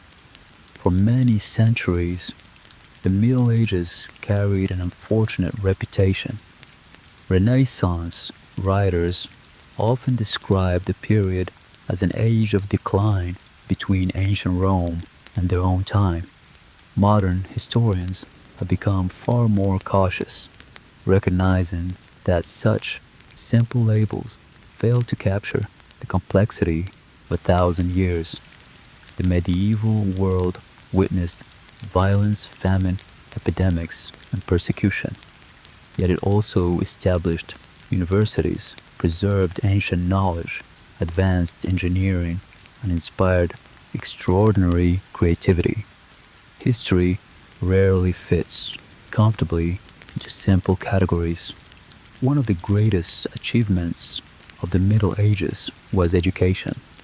Universities such as Bologna, Paris, and Oxford attracted students from across Europe who came to study law, medicine, philosophy, and theology under some of the leading scholars of their age. Many academic traditions still recognized today emerged during the medieval centuries. Degrees, formal examinations, academic robes, scholarly debate, and organized communities of learning all developed gradually within these early universities. The pursuit of organized learning did not end with the Middle Ages. It continued to grow upon foundations laid by generations of medieval scholars. Their work reminds us that education is one of history's longest conversations, passed carefully from one generation to the next. The law also changed profoundly during the Middle Ages. Royal courts became more organized, written records expanded, and governments increasingly relied upon trained administrators rather than personal relationships alone. These developments helped shape legal traditions that would continue evolving for centuries. The idea that authority should be exercised according to established rules gradually became stronger. The process was never perfect, and justice often remained unequal, but written law increasingly replaced decisions based solely upon personal preference. Architecture remains one of the Middle Ages' most visible gifts to the modern world. The great Gothic cathedrals continue to dominate city skylines, reminding visitors of an age when faith, engineering, and artistic ambition came together in extraordinary ways. Without modern machinery, medieval builders created structures of astonishing beauty and technical sophistication. Pointed arches, ribbed vaults, and flying buttresses allowed buildings to rise higher while supporting enormous stained glass windows that filled sacred spaces with light. To medieval worshippers, these buildings were more than impressive architecture. They expressed spiritual ideas through stone, glass, and light. Even today, many visitors instinctively lower their voices when entering these remarkable spaces. Language also carries medieval echoes. Old English blended with Old Norse through Scandinavian settlement, while the Norman conquest introduced thousands of French words into law, government, cuisine, and literature. Every conversation still preserves traces of these medieval encounters. The medieval economy also evolved dramatically.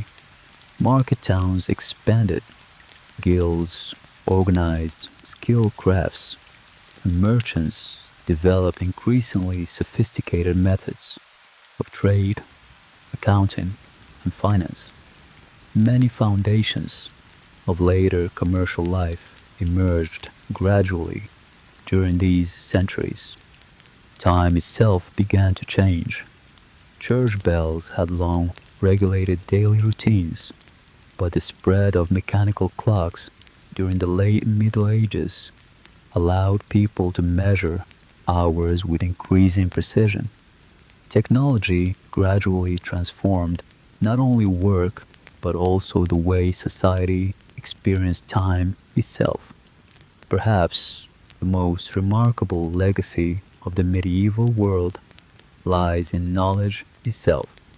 Monks patiently copied manuscripts, while scholars translated Greek, Latin, and Arabic works, preserving ideas that might otherwise have disappeared forever. European learning did not develop in isolation.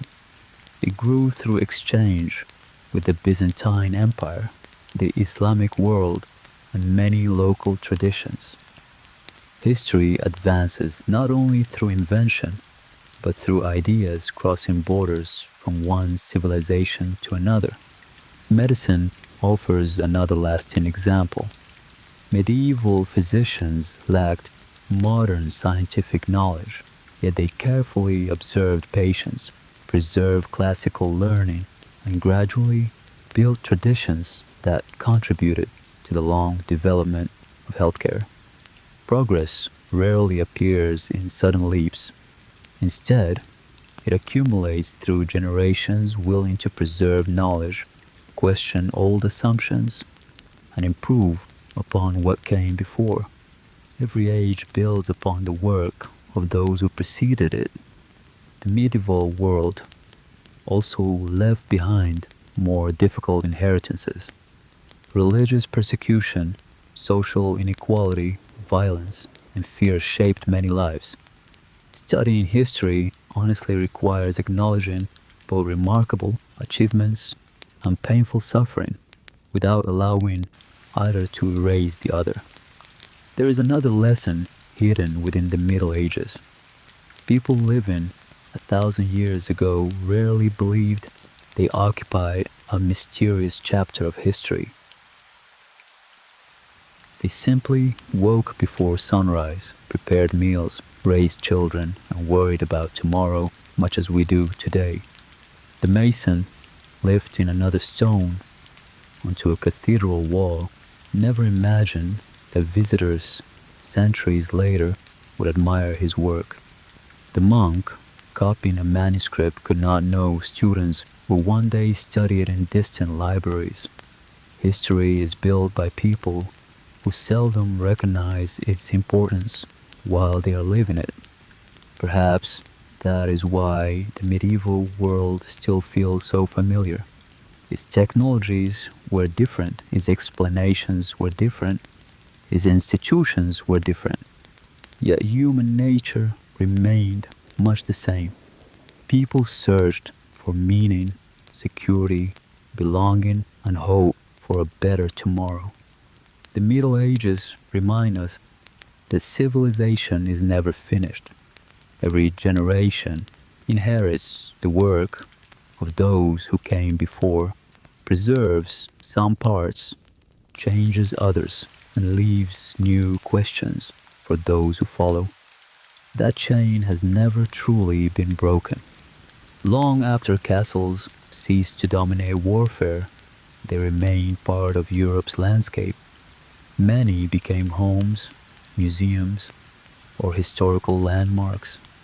Their walls continue to remind us of the people who once believed those stones could protect them forever.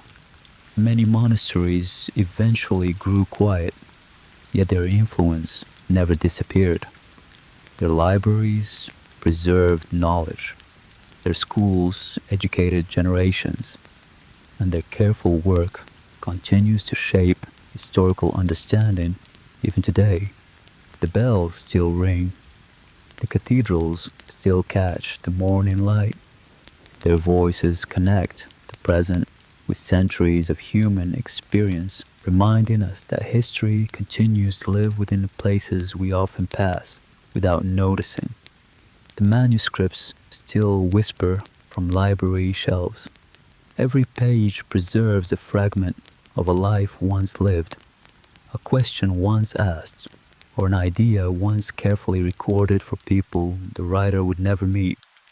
The past is never truly gone. It survives in our cities, in our languages, in our institutions, and in the stories we continue to tell.